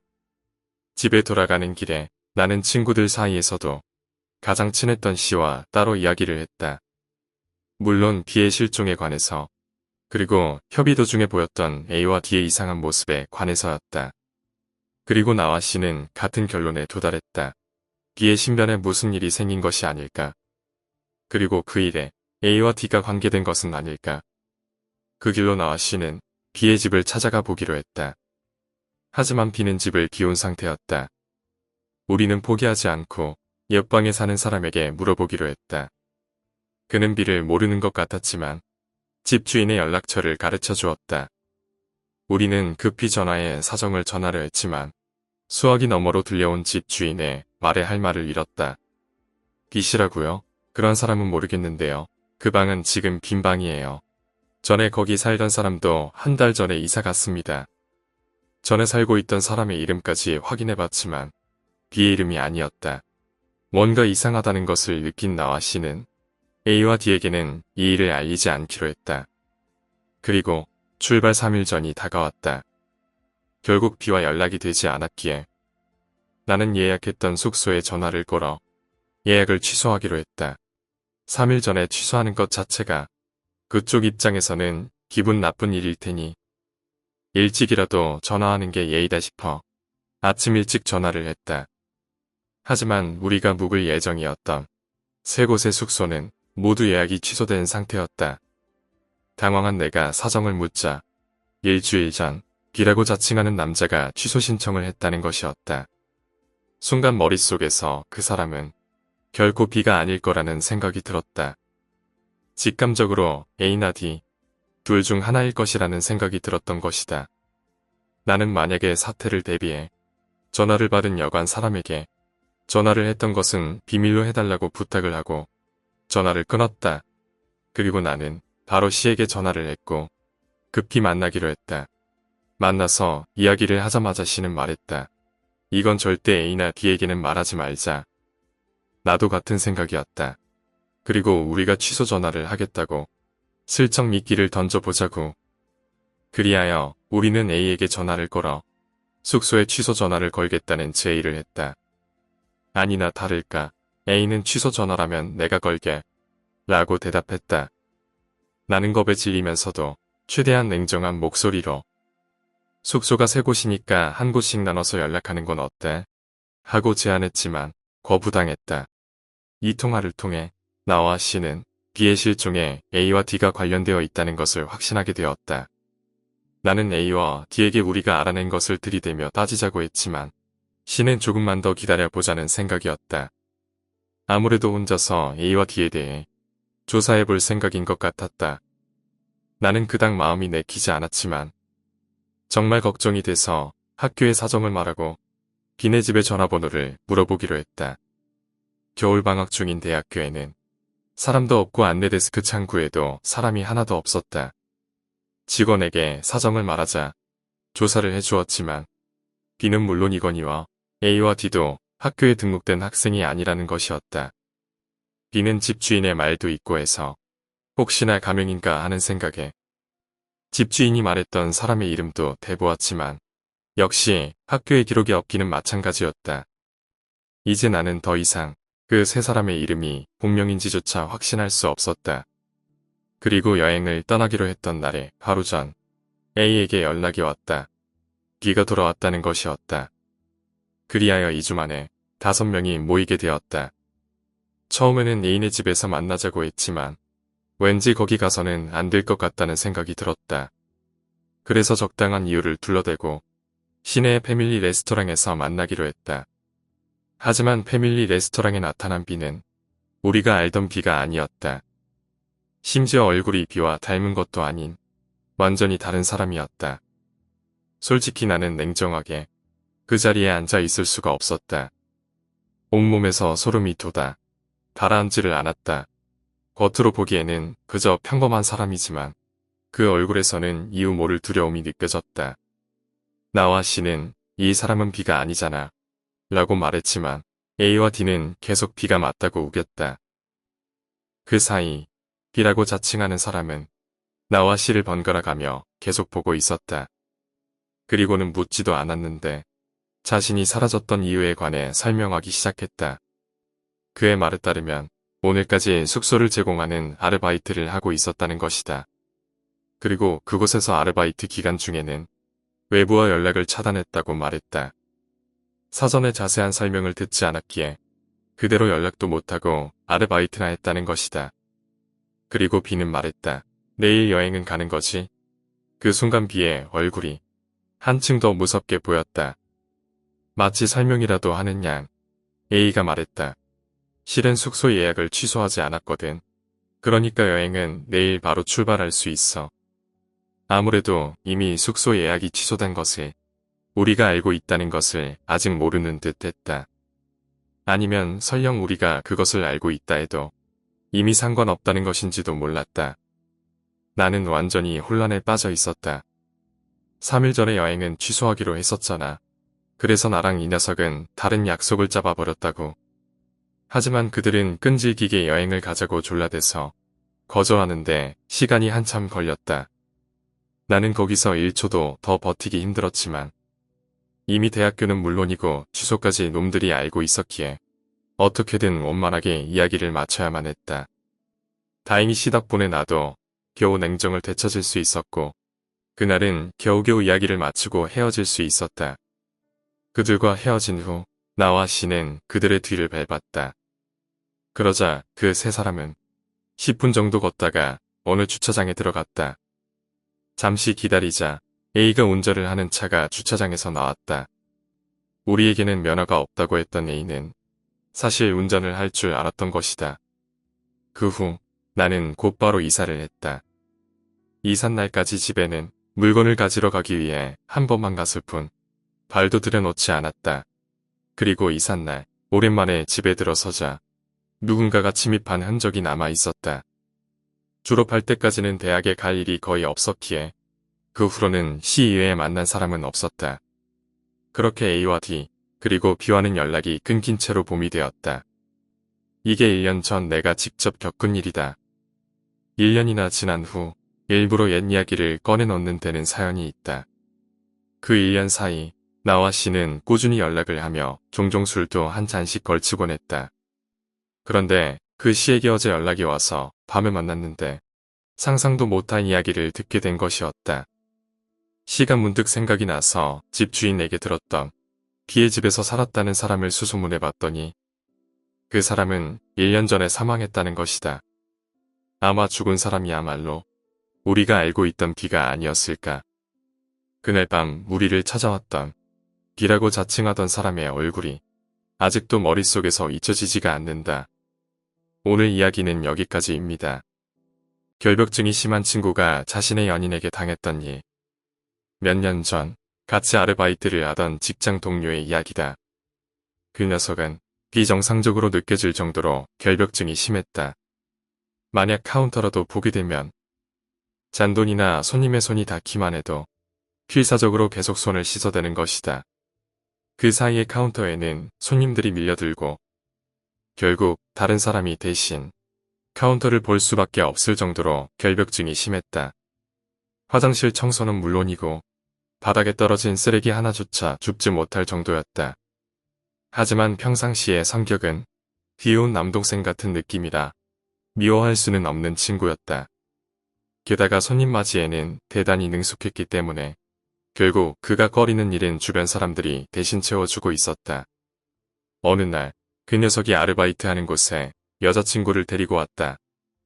여자친구는 대단히 예뻤는데 그 녀석은 아파트를 빌려서 동거하고 있습니다. 라고 말하며 대단히 행복해 보였다. 다들 여자친구가 이쁘다고 잘 됐다면서 기뻐해줬고 점장도 커피를 가져다주며 축하해줬다. 그리고 한동안은 여자친구가 해주는 밥이 너무 맛있어서 살이 쪄버렸어. 라며 행복한 이야기만 했었는데 동거를 시작하고 반년 정도 지난 후 갑자기 그 녀석은 기운이 없어지더니 아르바이트마저 빠지기 시작했다. 여자친구 이야기도 하지 않았다. 요즘 기운이 없어 보이네. 여자친구랑 무슨 일 있었어? 하고 묻자 그 녀석은 사실은 일하며 이야기를 꺼냈다. 그 녀석은 태어나서 처음으로 여자한테 고백을 받은 것이었다고 한다. 누군지 잘은 모르지만 엄청 귀엽고 예쁜 여자였기에 깊은 마음으로 사귀기 시작했던 것 같다. 하지만 그녀와 동거를 시작할 무렵부터 자신의 결벽증 때문에 싸우게 되는 일이 종종 있었다고 한다. 특히 그 녀석이 거슬리던 것은 여자친구가 생리를 할 때였다고 한다. 냄새가 너무 싫어서 화장실 휴지통에 휴지를 버린 것만으로도 난리를 쳤다고 한다. 거기에 욕조가 더러워진다며 생리 도중 목욕을 했다고 화를 냈고 냄새랑 피가 이불과 침대에 밴다며 같은 침대에서 자는 것마저 거부했다고 한다. 그리고 여자친구는 바닥에서 수건을 깔고 자게 했다는 것이다. 결국 그 때문에 여자친구와 큰 싸움을 했고 여자친구에게 대단히 심한 말을 해버렸다는 것이었다. 여자친구의 몸에 대해서라던가 일상생활에서의 사소한 단점을 하나하나 꼬치꼬치 지적하고 너같이 더러운 여자랑은 이제 못 살겠어 라고 말한 다음 집을 뛰쳐나와서 친구 집으로 도망쳤다는 것이었다. 이제 어느덧 가출한 지도 2주가 지났다고 했다. 지금 시간이라면 여자친구는 일하러 나가서 없을 테니까 지금 짐을 가지러 가고 싶습니다. 라고 말해서 결국 아르바이트가 끝난 뒤 내가 같이 아파트에 가게 되어버렸다. 나도 그 여자한테 원한을 사면 어쩌지. 끌려 들어가고 싶지 않은데 라고 생각하면서도 아파트 문 앞까지는 의리상 같이 있어주기로 했다. 아파트에 도착해 여자친구의 차가 없는 것을 확인하고 조심조심 방문을 열자 거기에는 처참한 광경이 펼쳐져 있었다. 벽과 바닥 전체에 어마어마한 수의 휴지가 붙어 있었다. 군데군데 압정이나 테이프로 고정되어 있었다. 게다가 집안의 모든 불이 다 켜져 있고 창문은 활짝 열려 있었다. 여기저기에 엄청난 수의 벌레. 붙어있는 휴지에도 벌레가 빽빽히 붙어 있었다. 그것을 다 본 그 녀석은 정신이 나갈 듯 소리를 지르며 여자친구에게 전화를 걸었지만 받지를 않았다. 번호를 바꾼 모양이었다. 게다가 당황한 그 녀석이 손을 씻으러 화장실에 들어가자 비누 속에 면도날이 한가득 박혀 있었다. 충격과 공포에 젖어 완전히 아비규환이었기에 나조차도 어떻게 집으로 돌아왔는지 잘 기억이 나지 않는다. 그 녀석은 결국 아르바이트를 그만두고 고향으로 돌아갔다고 한다. 그 이후로 나도 그 녀석을 만나지 않았기에 점장에게 들은 것뿐이지만 그 녀석의 어머니가 가게로 전화를 걸어 그만두겠다고 했다고 한다. 이제 와서 생각해보면 아마 여자친구는 휴지를 버린 것만으로 그 녀석이 화를 냈기에 버릴 수도 없는 휴지를 어딘가에 모아뒀던 게 아닌가 싶다. 비참할 정도로 모욕을 당하는 상황까지 이르자 이성을 잃고 벽과 마루에 붙여버린 게 아닐까. 그로부터 어느 정도 시간이 흐르고 딱 한 번 그 여자가 가게에 왔었다고 한다. 그 사람한테 이걸 좀 전해주세요. 라며 갈색 봉투를 두고 갔다고 한다. 그 봉투는 지금까지 아무도 열지 않은 채 가게에 버려져 있다. 다만 그 봉투 안에 무엇이 들어있을지 짐작이 간다. 오늘 이야기는 여기까지입니다. 고시원의 창문에서 보이던 원앙. 안녕하세요, 공포괴담입니다. 오늘은 고시원에서 있었던 이야기를 해보겠습니다. 그럼 이야기 시작하겠습니다. 재수하던 시절, 저는 고향에서 올라와 서울에 있는 고시원에서 지냈습니다. 고시원에 입실할 때 창문 있는 방을 고를 수도 있었지만 조금이나 생활비를 줄이기 위해 창문이 없는 방을 골랐습니다. 하지만 한 달 동안 창문이 없는 방에서 지내다 보니 답답한 느낌이 들고 몸도 더 피곤해지는 것 같았고 결국에는 한 달 만에 창문이 있는 방으로 옮겼습니다. 창문이 있는 방은 정말 좋았습니다. 창문이 하나 있을 뿐인데 마음이 시원한 느낌마저 들었습니다. 그리고 방을 옮겼던 첫날 밤이었습니다. 달빛마저 감도는 아름다운 밤. 달빛을 이불 삼아 침대에 누웠습니다. 방이 바뀌어서 그런지 잠이 잘 오지 않았고 1시간이 넘도록 눈을 감고 있었지만 전혀 졸리지도 않았습니다. 그러던 듯 눈앞에 아른거리는 것이 느껴졌습니다. 창문이 있는 방이라서 그런가 싶었는데 계속 뭔가 아른거리는 게 느껴졌고 살짝 눈을 뜨자 전 침대에서 바로 얼어버렸습니다. 창밖에 어떤 여자가 등을 돌리고 서 있었습니다. 제가 있던 방은 3층이었으니 정확히 말하자면 창밖에 어떤 여자가 공중에 떠 있었던 것입니다. 마치 창밖에서 목을 맨 것처럼 말입니다. 이윽고 저는 고시원 총무실로 달려가서 총무한테 누군가 창밖에서 목을 매달았다고 이야기했고 경찰에 신고해야 한다고 난리를 피웠습니다. 하지만 총무와 함께 제 방으로 달려가자 창밖에는 아무도 없었습니다. 완전 저만 바보가 된 것입니다. 결국 그날 제대로 자지 못한 채 아침을 맞이했습니다. 다음 날 밤, 저는 어제 있었던 일에 애써 잊겠다 생각하며 잠이 들었는데 새벽 4시쯤이었습니다. 문득 눈이 떠져 창을 바라보니 어제 그 여자가 있었습니다. 기분 탓인지 등을 돌리고 있던 그녀가 앞을 바라보려고 하는 것 같았습니다. 저는 너무 놀라 총무실로 급히 달려갔지만 총무와 함께 오니 역시나 아무도 없었습니다. 기분 탓인지 총무가 저를 또라이로 보는 느낌이 들었습니다. 어쩔 수 없이 저는 무서움을 참고 잠을 잘 수밖에 없었습니다. 그러나 잠이 오지 않는 건 당연한 일이었습니다. 눈을 억지로 감고 잠을 청하려 하는데 눈꺼풀에 뭔가가 아른거리는 것이었습니다. 눈을 감고 있어도 앞에 손을 흔들면 뭔가가 보이는 것처럼요.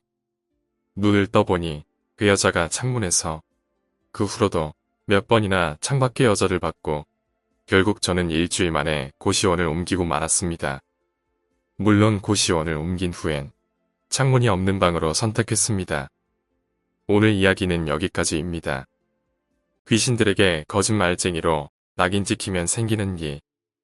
이번 설에 할아버지 집에서 사촌들을 아주 오랜만에 보게 되었습니다. 설날 바로 전날에 오랜만에 만난 사촌 동생들과 방에서 한참 이야기를 하며 재미있게 웃고 떠들고 있었죠. 제 사촌 동생들은 모두 저랑 2살 앞 차이가 나는데 그 애들이 워낙에 무서운 이야기를 좋아합니다. 동생들이 오랜만에 제 얘기가 듣고 싶다고 해서 무서운 이야기를 하게 되었습니다. 물론 동생들도 모두 중고등학생 정도 되는 아이들인데 유치하게 그런 이야기가 듣고 싶다고 하더군요. 저는 어디에서 들은 이야기를 제 맘대로 살을 붙여가며 무서운 이야기를 지어내면서 하고 있었습니다. 그렇게 1~2시간 한참 무서운 이야기를 하면서 서로 돋은 닭살을 보며 웃다가 그 방에서 잠을 자게 되었습니다. 한참 잘 자고 있을 때 마당에서 사각거리는 소리가 들리더군요. 그래서 무슨 소리지 하고 고개를 들려고 했는데 말 그대로 가위에 눌린 겁니다. 가위를 마지막으로 눌린 게 2년 전이었는데 당황스럽긴 했지만 많이 겪어본 일이라 침착하게 대응하기 시작했습니다. 우선은 움직이지 못해도 죽지 않는다는 사실을 알기 때문에 조심스레 주변을 살폈죠. 제 옆에 바로 2살 어린 동생이 자고 있었는데 눈을 돌려서 바라보니 그 동생도 저와 마찬가지로 가위를 눌린 듯이 눈만 껌뻑이며 저를 바라보고 있더군요. 한참 동안 친척 동생과 서로 눈을 마주보고 있었는데 마당에서 사각거리던 소리가 멈추고 발자국 소리가 들려오기 시작했습니다.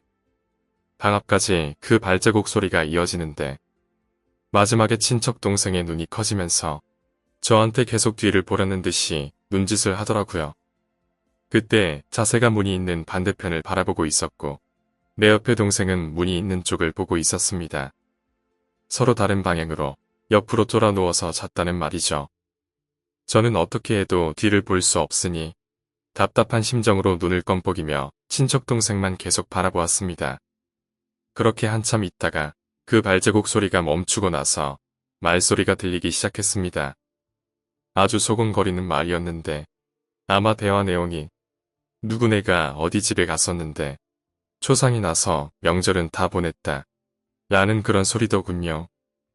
물론 그 대화 소리는 제 뒤에서 들렸습니다. 귀신들의 대화라는 말이죠. 그때 친척 동생이 눈물을 흘리면서 그냥 눈을 감더군요. 저는 어찌된 영문인지 몰라서 그냥 가만히 있었습니다. 그러다 문이 열리는 소리도 들리지 않았는데 찬바람이 등 뒤로 불더라고요. 추워서 한참 오들오들 떨고 있을 때 등 뒤에 그 귀신들이 말했어요. 여긴 누구네 집이지? 거짓말쟁이 집이지. 그때 저는 직감적으로 그 거짓말쟁이가 저를 뜻한 건 줄 알고 숨을 죽이고 그냥 눈을 감았습니다. 등 뒤로 땀이 흥건히 흐르는데 몸은 움직여지지 않았고 동생은 그대로 기절했는지 눈도 안 뜨고 답답해 미칠 지경으로 듣는 데만 신경을 쓰고 있는데 귀신의 그 다음 말을 듣고는 저도 그냥 기절해버렸습니다. 바로 제 귀 옆에다 대고 이렇게 말하더군요. 거짓말쟁이는 죽어야 돼. 바로 설날 당일날 저는 이제껏 제사를 따라가지 않았기에 다들 제 늦잠을 깨우지 않았습니다. 제가 정신을 차렸을 때는 이미 시계가 9시를 가리키고 있었고 제 옆에서 잠자던 동생은 제사를 따라 나가서 보이지 않았죠. 그렇게 부스스한 몰골로 부엌에 찾아가니 설날 아침에 왔는지 친척 누나가 아침 먹을 거냐고 묻더군요. 제가 됐다고 대답하고 부엌을 나서니까 제 친동생이 저한테 와서 자꾸 캐묻더라고요. 왜 아침에 그렇게 땀을 흘렸냐고. 그리고 방문을 활짝 열어놔서 친척들이 모두 화를 냈다고 말해주더군요. 물론 그 방문을 열었던 것은 제가 아니었겠죠. 게다가 제가 누워 있었던 위치가 문의 조금 앞이었습니다. 제가 가장 문 쪽에 근접하게 있었으니 밤바람도 가장 많이 맞았을 텐데 땀을 자꾸 흘리면서 잠을 자니 할머니가 걱정하셨다고 동생이 말해주었습니다. 제사가 끝나고 그 친척 동생이 돌아와서 가위에 눌렸을 때 상황을 얘기했습니다. 그때 눈을 감기 전에 봤던 게 여자 둘이었는데 그 중에 한 명이 자기가 아는 사람이었다고 그러더군요. 그래서 그게 누구였냐고 물으니 나는 잘 모르지만 예전에 그 마을 다리 공사 중에 아래에 깔려서 죽은 여자가 있었나 봅니다. 그때 제 동생이 그 여자애와 친하게 지냈는데 나이대는 아마 제 친척 동생과 비슷했나 봐요.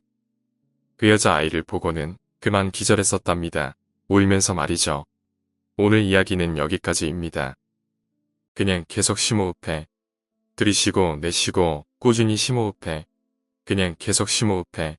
중요하다고.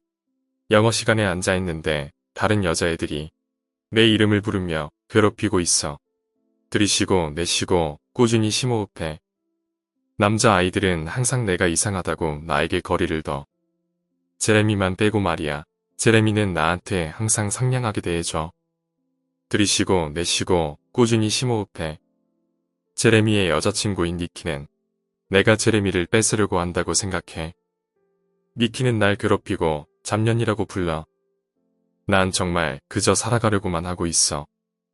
그냥 계속 숨 쉬려고 할 뿐이야. 방과 후 니키는 날 구석에 몰아넣고 제레미한테서 떨어지라고 협박했어. 니키는 날 거칠게 밀쳤고 난 넘어졌어. 그녀가 무릎을 꿇고 얼굴을 가까이 가져왔을 때 난 번쩍하고 빛나는 쇠붙이를 보았어. 내가 거리를 두지 않는다면 자신의 말이 더욱 설득력 있게 들리게 해주겠다고 얘기했어. 그냥 계속 심호흡해. 다음날 수업이 끝난 뒤 제레미가 나에게 다가왔어. 제레미는 니키가 나를 구석에 몰아넣었을 때 잃어버렸다. 내 책들을 갖고 와 주었어. 그가 조금 더 나에게 가까이 다가왔어. 숨 쉬는 걸 기억해. 꾸준히 심호흡하자. 그냥 계속 심호흡하라고. 니키가 이 모습을 알아차렸고 그녀가 안다는 사실을 내가 아는 것도 알아차렸어. 난 어제 일을 기억하고 공손하게 자리를 피해 집으로 가려고 했어. 그냥 계속 심호흡하자. 니키가 밖에서 날 붙잡고 사람이 다니지 않는 한적한 건물 벽 쪽으로 날 끌어당겼지. 그녀는 날 세게 밀치고 내가 경고했다며 크게 소리를 질렀어. 난 심호흡을 해야 된다며 내 자신을 되뇌었어. 니키가 내 가슴에 칼을 찔러 넣었을 때 난 눈치채지 못했어. 난 단지 그녀가 날 바라보면서 공포에 질려있다는 사실밖에 알아차릴 수 없었어. 고개를 내려 내 가슴에 박힌 칼을 바라보았어. 그리고 칼을 빼냈어. 칼날에는 불완전하게 응고된 피가 진득하게 붙어 있었어. 난 니키의 목을 붙잡고 몸을 들어 올렸어. 그녀는 잠시 동안 발버둥치며 비명을 지르려고 했어. 그리고 그녀의 몸이 축 늘어졌을 때 난 그녀를 놓았어. 숨을 쉬지 않는데 살아있듯이 행동하긴 너무 힘들어. 오늘 이야기는 여기까지입니다. 애초에 죽어 있었는데 살아있는 척 숨 쉬고 있던 거군요. 난 걔를 잘 알아. 걘 항상 매일 밤 10시에 잠자리에 들어. 마치 기계처럼 인터넷에 있는 친구들에게 잘 자라고 인사하고는 랩탑을 닫고 옷을 갈아입고 잠자리에 들어. 밤새 꿈을 꿀 때도 있지만 뭐에 대한 꿈이었는지는 얘는 전혀 기억을 못하곤 해. 걔는 아침마다 항상 늦잠을 자곤 해. 그러다가 나중에야 제 시간에 학교를 맞춰 가려고 항상 서두르곤 해. 걔는 3시가 되기 전에 집으로 돌아와서는 숙제를 하기 시작해. 그리고 나선 랩탑을 열고 잠자리에 들기 전까지 계속 인터넷을 하곤 하지. 걔는 곰모양질리와 공포영화, 그리고 소리를 내지르는 보컬이 있는 음악을 좋아해. 걔는 나를 빼고는 달리 친구들이 없어서 너무 외로울 때 쓰려고 양말 서랍장에 담배를 넣어 두어놨어. 걔는 방과 후에 딱히 자기가 뭘 하고 싶어 하는지 몰랐어. 하지만 자신이 큰 도시로 가서 살고 싶어 한다는 사실은 알고 있었어. 아마도 런던 말이야. 걔는 항상 슬퍼해. 왜냐하면 자신이 정말 얼마나 아름다운지 아직 눈치채지 못했거든. 얘를 좋아하지 않았더라면 난 어떻게 됐을지 상상할 수조차 없어. 얘를 만나기 전까진 난 아무것도 아니었었어. 우리가 함께 산 지는 벌써 12개월이 다 되어가고 있어. 아주 마음에 들어. 난 그저 온라인에서 걔와 대화하던 얼굴 없는 사람들 중 한 명이었지. 우리가 서로 이렇게 멀리 떨어져서는 살아갈 수 없다는 걸 깨닫기 전까지는 말야. 난 걔와 함께 있기 위해서 내가 있던 곳으로부터 저 반대 건너편 끝으로 갔어. 물론 이걸 위해 너무나도 많은 희생을 치렀지만 나는 전혀 후회하지 않아. 걔 부모님도 아주 상냥했지만 대부분 우리는 방에서 단둘이 시간을 보냈어. 예전에 하던 것처럼 이야기를 나누지는 않았지만은 말야. 대부분 난 걔를 그냥 바라보고 있어. 내가 걔를 잘 아는 이유야. 오늘 밤 걔의 루틴이 달라졌어. 걘 랩탑을 건드리지도 않고 그저 침대에 드러누워 걔의 얼굴을 파묻고 울기만 했어. 난 너무 걱정이 들었어. 달력을 보고 오늘이 무슨 날인지 알아차리기 전까진 말이야. 물론 화가 많이 났을 거야. 내가 목매단 지 1년째 되는 날이니까. 오늘 이야기는 여기까지입니다. 주인공이 죽은 후에 유령이 되어 1년 동안 같이 있었다는 이야기 같네요. 내일 학교에 오지 마. 총기 난사 사건이 일어나기 전날 밤. 친구로서부터 온 마지막 문자였어. 솔직히 말해서 완전 놀랄만한 일은 아니었어. 내 친구 데이빗은 1년 반 동안 굉장히 힘든 시기를 겪었었거든. 데이빗 주위에 있는 모든 것들이 전부 망가지고 허물어져 버렸어. 데이빗의 여동생은 집에서 가출했는데 그 뒤로 한 달 뒤 조각난 채로 숲속에서 살해된 채 발견되었어. 얼마 곧 지나지 않아 슬픔에 휩싸인 데이빗의 어머니는 스스로 목숨을 끊었어. 목을 메었던 시체는 침실에서 발견되었는데 목에는 줄이 감겨 있었고 얼굴은 약간 부어오르고 보라색으로 질려 있었어. 데이빗의 아버지는 자기 자신을 어두운 길로 내던지셨어. 그 약들은 하나같이 달 같은 증상을 보였어. 한때 근면하던 그의 아버지는 어느샌가 돌아올 수 없는 과거라는 껍데기로 변해버렸지. 아버지께선 절대 집을 떠나지 않았고 지난 6개월간 난폭해지고 불안정하게 변했어. 그리고 데이빗은 3학년 내내 학교에서 괴롭힘을 당했던 사실과 함께 벌어지는 이 상황에 대해 어떻게 대처해야 될지 알지 못했어. 이건 데이빗에게 있어서 끊이지 않는 고통이었어. 마치 삶이 상황을 더 나쁘게 만들기 위해서 그를 억지로 끌고 들어가는 것 같았지. 난 데이빗과 친구가 되려 했어. 데이빗이 울 수 있는 그의 어깨가 되어주려고 했고 그가 언제든지 말을 걸 수 있는 사람이 되어주려고 했어. 하지만 내 생각엔 결국 아무 소용도 없었던 것 같아. 내가 했던 시도들이 아무리 간절하더라도 내가 얼마나 돕고 싶어 하더라도 아무 소용이 없었어. 하지만 결국엔 내가 할 수 있는 몇 가지 것들이 있었다고 생각했어. 난 이 문자에 대해 딴 사람한테 말할 수 있었어. 하지만 난 그러지 않았어. 난 데이빗 서랍에서 발견한 총에 대해 딴 사람한테 말할 수 있었어. 하지만 난 그러지 않았어. 난 집으로 돌아가던 데이빗의 여동생을 붙잡아 기절시키고 살해하면서 달콤한 시간을 즐기려는 욕망에 저항할 수 있었어. 하지만 난 그러지 않았어. 난 데이빗의 집에 몰래 들어가 데이빗의 어머니를 목 졸라 죽이려는 욕망에 저항할 수 있었어. 하지만 난 그러지 않았어. 난 데이빗의 아버지에게 고통을 완화할 수 있다며 약을 제공하는 욕망에 저항할 수 있었어. 하지만 난 그러지 않았어. 난 데이빗이 항상 주먹으로 얻어맞고 차이고 사물함에 갇혀 협박당하고 있을 때에도 그를 두둔해 줄 수 있었어. 하지만 난 그러지 않았어. 아니, 더 정확히는 그렇게 하고 싶지 않았어. 물론 이 모든 것에 대해 이유는 있었어. 보장 안 되니까. 이건 사람의 정신을 들여다볼 수 있는, 어떻게 뇌가 반응하는지 알아볼 수 있는 좋은 기회였거든. 그냥 자그마한 의문이야. 사람이 고장나기 전까지 얼만큼의 고통과 시련이 필요로 한 걸까? 다음날 아침 뉴스에서 친구들이 피할 수 없는 죽음을 당한 걸 보면서 또다시 궁금해지기 시작했어. 사람을 망가뜨리는 데는 얼마 정도 시간이 좀 걸리는구나. 그럼 얼마까지 망가질 수 있는 거지? 난 폰을 꺼내들어 내 다음 가장 친한 친구인 알렉스의 번호를 찾았어. 알렉스의 새 남동생도 나이를 먹어가기 시작했어. 이젠 어느 때나 될 수 있다고. 자, 한번 확인해 보자고. 오늘 이야기는 여기까지입니다. 결국 주인공이 전부 다 죽였다는 이야기입니다.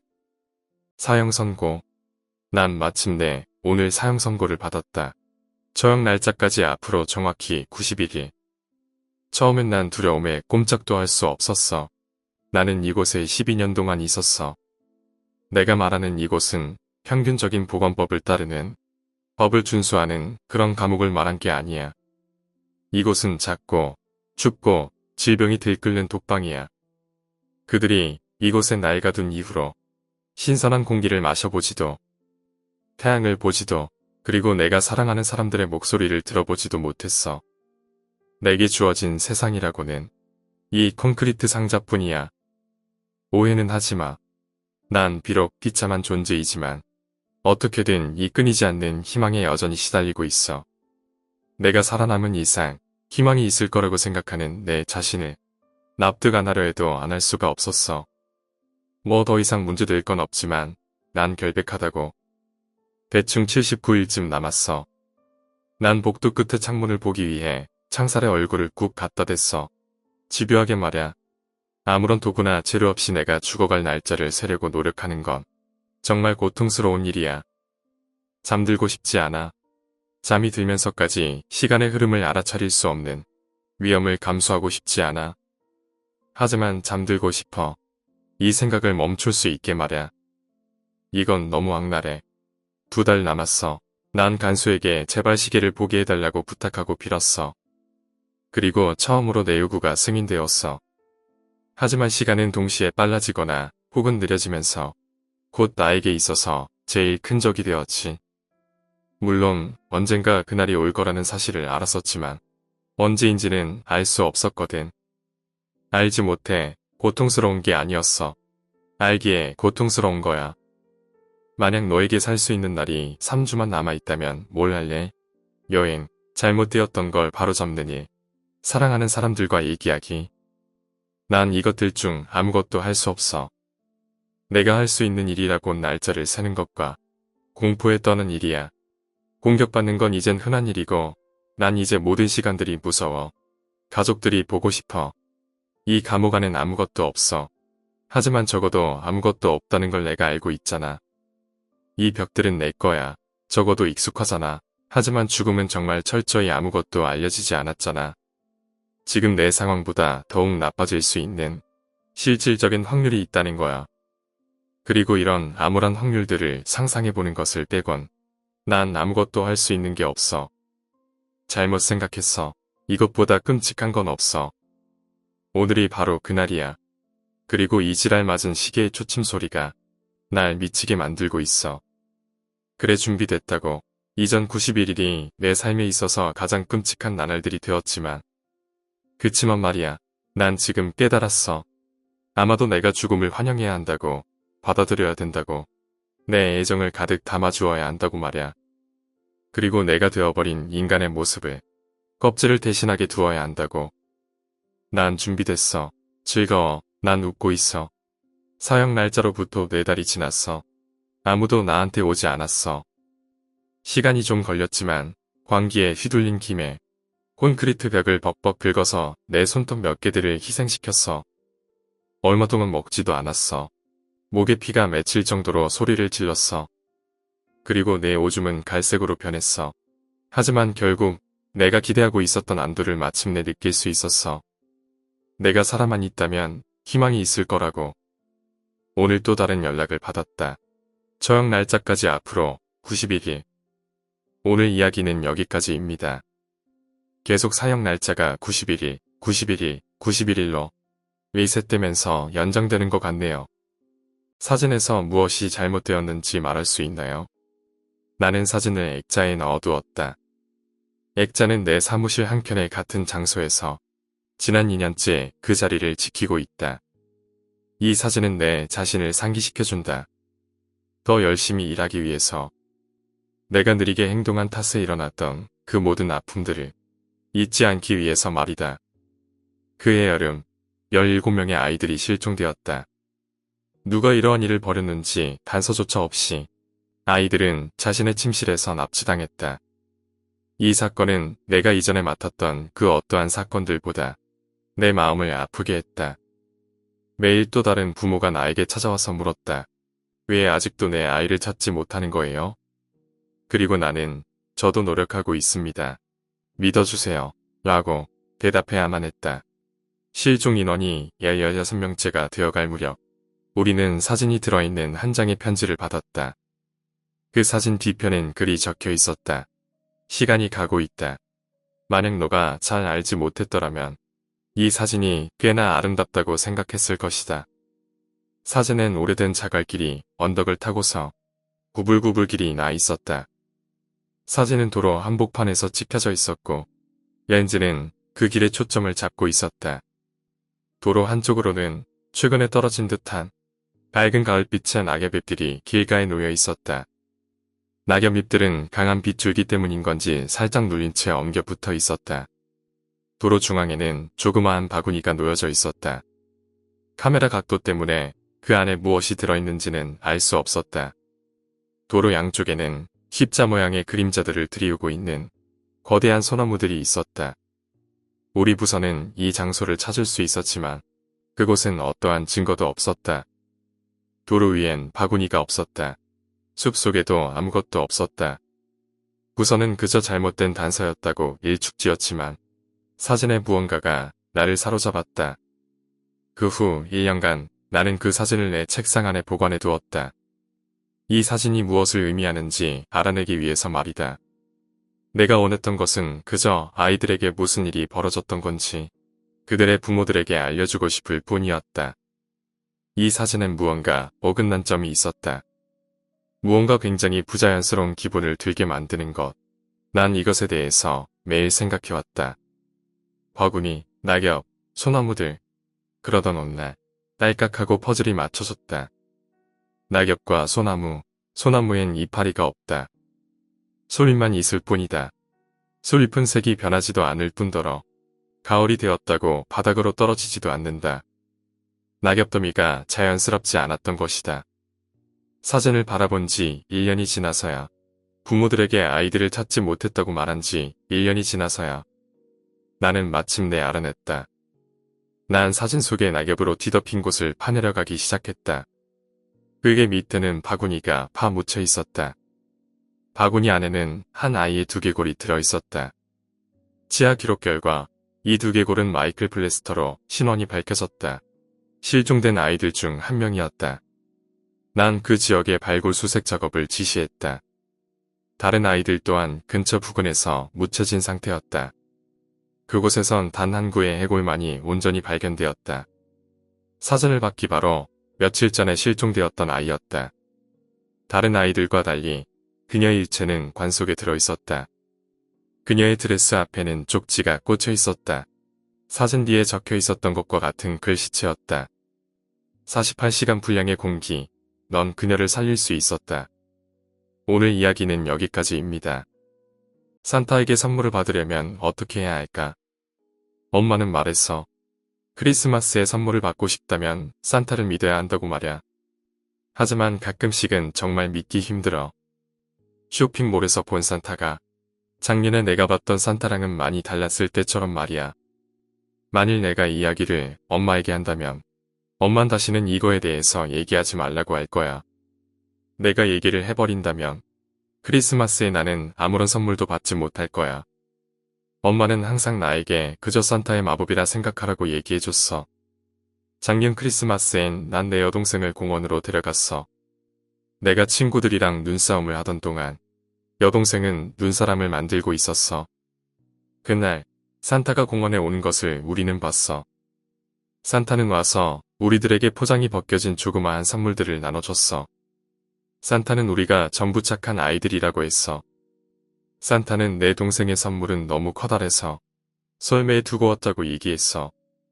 동생은 산타랑 같이 갔지만 다시는 돌아오지 않았어. 경찰 아저씨는 우리에게 이것저것 물어봤지만 우린 계속 그저 산타가 그랬다고 얘기했어. 크고 빨갛고 행복한 산타 말이야.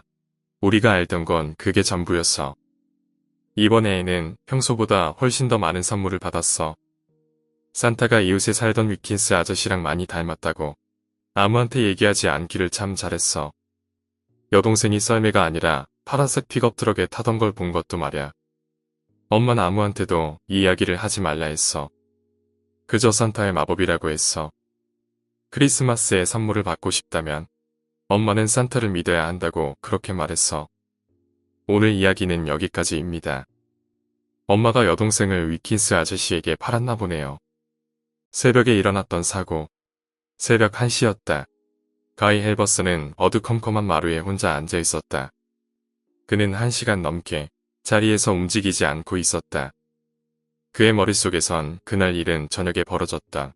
사고의 모습만이 몇 번이고 계속 맴돌고 있었다. 빨간불이 켜졌지만 그는 서두르고 있었고 차는 가속된 상태였다. 그의 오른쪽 편으로 흐릿한 오렌지 영츠가 나타났다. 순식간에 끔찍한 덜컹거림이 느껴졌다.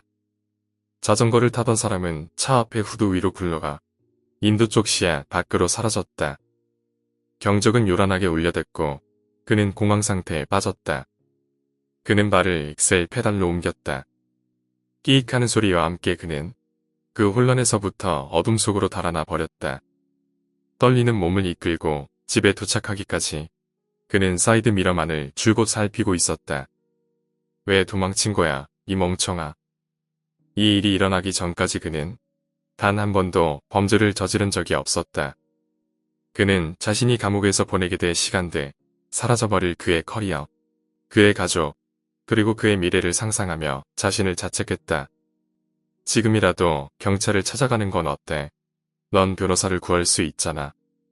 그때 누군가가 그의 집 정문을 두드렸고 그의 세계는 순식간에 무너져 내렸다. 그들이 나를 찾아낸 거야. 대답하는 거 외에는 그가 할 수 있는 일은 아무것도 없었다. 도망치는 건 상황을 더 나쁘게 만들 것이었다. 떨리는 몸을 일으켜 그는 문을 열었다. 현관등 아래로 경찰이 서 있었다. 하버슨 씨 되시나요? 엄숙한 표정의 경관이 그에게 물었다. 그는 다 내려놓은 듯한 한숨을 내쉬었다. 죄송하지만 전해드려야 할 안 좋은 소식이 있습니다. 금일 저녁에 아드님의 자전거가 뺑소니를 당했습니다. 아드님은 그 자리에서 사망했고요. 정말 유감으로 생각합니다. 오늘 이야기는 여기까지입니다. 실제로 중국에서도 이런 일이 있었지요.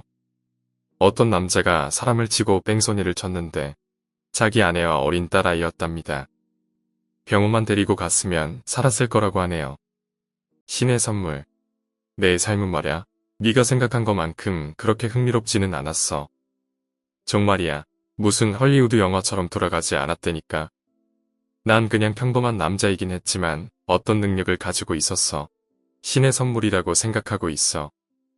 난 언제든지 사람들이 진실을 말하고 있는지 거짓말을 말하고 있는지 알 수 있어. 간단한 원리야. 사람들이 진실을 말하면 왼쪽 눈에서 파란 불빛을 볼 수 있는 거야. 마치 누가 내 눈에다가 레이저를 쏘는 것처럼 말야. 그리고 거짓말을 할 때는 오른쪽 눈에서 붉은 불빛을 보고 말야.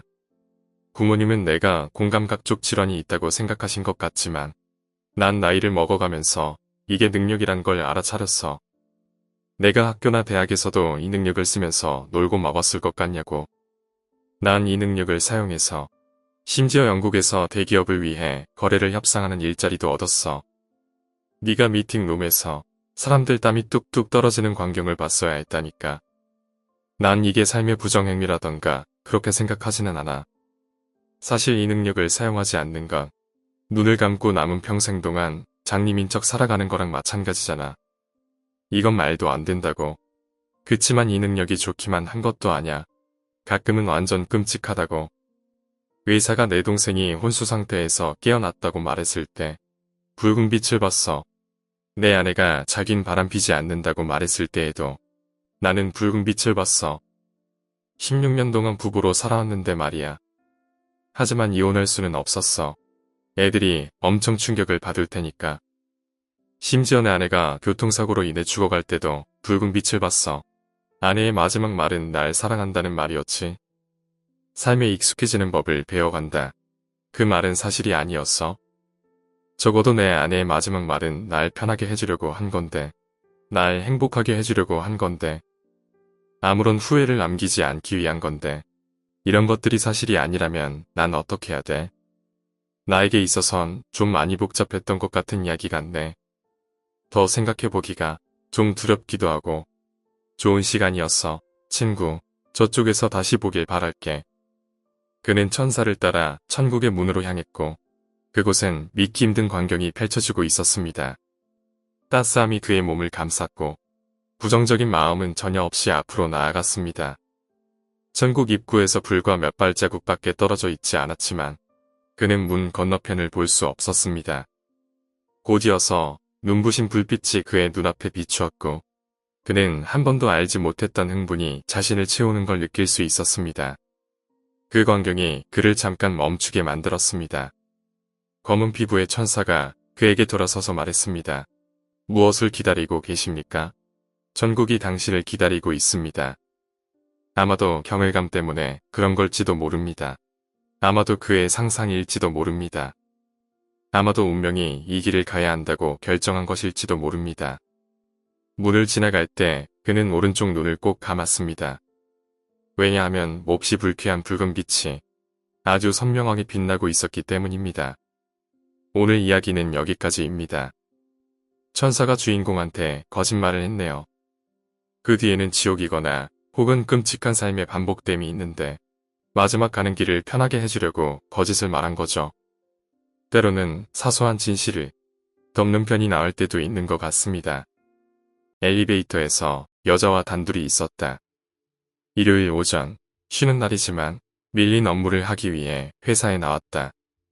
어서 일을 마치고 집에 가서 쉬어야겠다고 생각했지만 일을 끝내고 나니 어느새 해가 지고 있었다. 서둘러 집에 가야지 이윽고 엘리베이터에 탔다. 우리 부서였던 10층에서 내려오던 중 갑자기 엘리베이터가 멈췄다. 조명도 꺼져 어두워졌다. 아무래도 정전 같다. 엘리베이터에 창문도 없고 비상등도 없다. 완전한 어둠 속이라 벨조차 누를 수 없다. 조금씩 초조해졌다. 핸드폰을 꺼내 핸드폰 액정의 불빛으로 주변을 살폈다. 알림벨을 찾아 눌렀지만 소용이 없다. 정전이라 그런가 실망한 채 돌아서는 순간 엘리베이터 안에 누군가 있었다. 엘리베이터 조작판 반대편 모퉁이에 누군가 등을 돌리고 서 있었다. 긴 머리에 원피스를 입은 여자였다. 나 외에는 아무도 타지 않았다. 있을 리가 없었다. 등을 돌리고 있는 모습이 더 두려웠다. 예상치 못한 출현에 반대편 모퉁이로 도망친 채로 움직일 수 없었다. 보고 싶지 않았지만 시선을 돌릴 수도 없었다. 단지 속으로 제발 돌아보지 말아줘 라고 빌 뿐이었다. 소리도 내지 말아줘. 제발 움직이지 말고 그대로 있어줘. 이윽고 핸드폰을 닫았다. 혹시라도 핸드폰 액정에서 나오는 빛으로 그녀가 나를 보기라도 할까봐. 서서히 눈이 어둠에 익숙해졌다.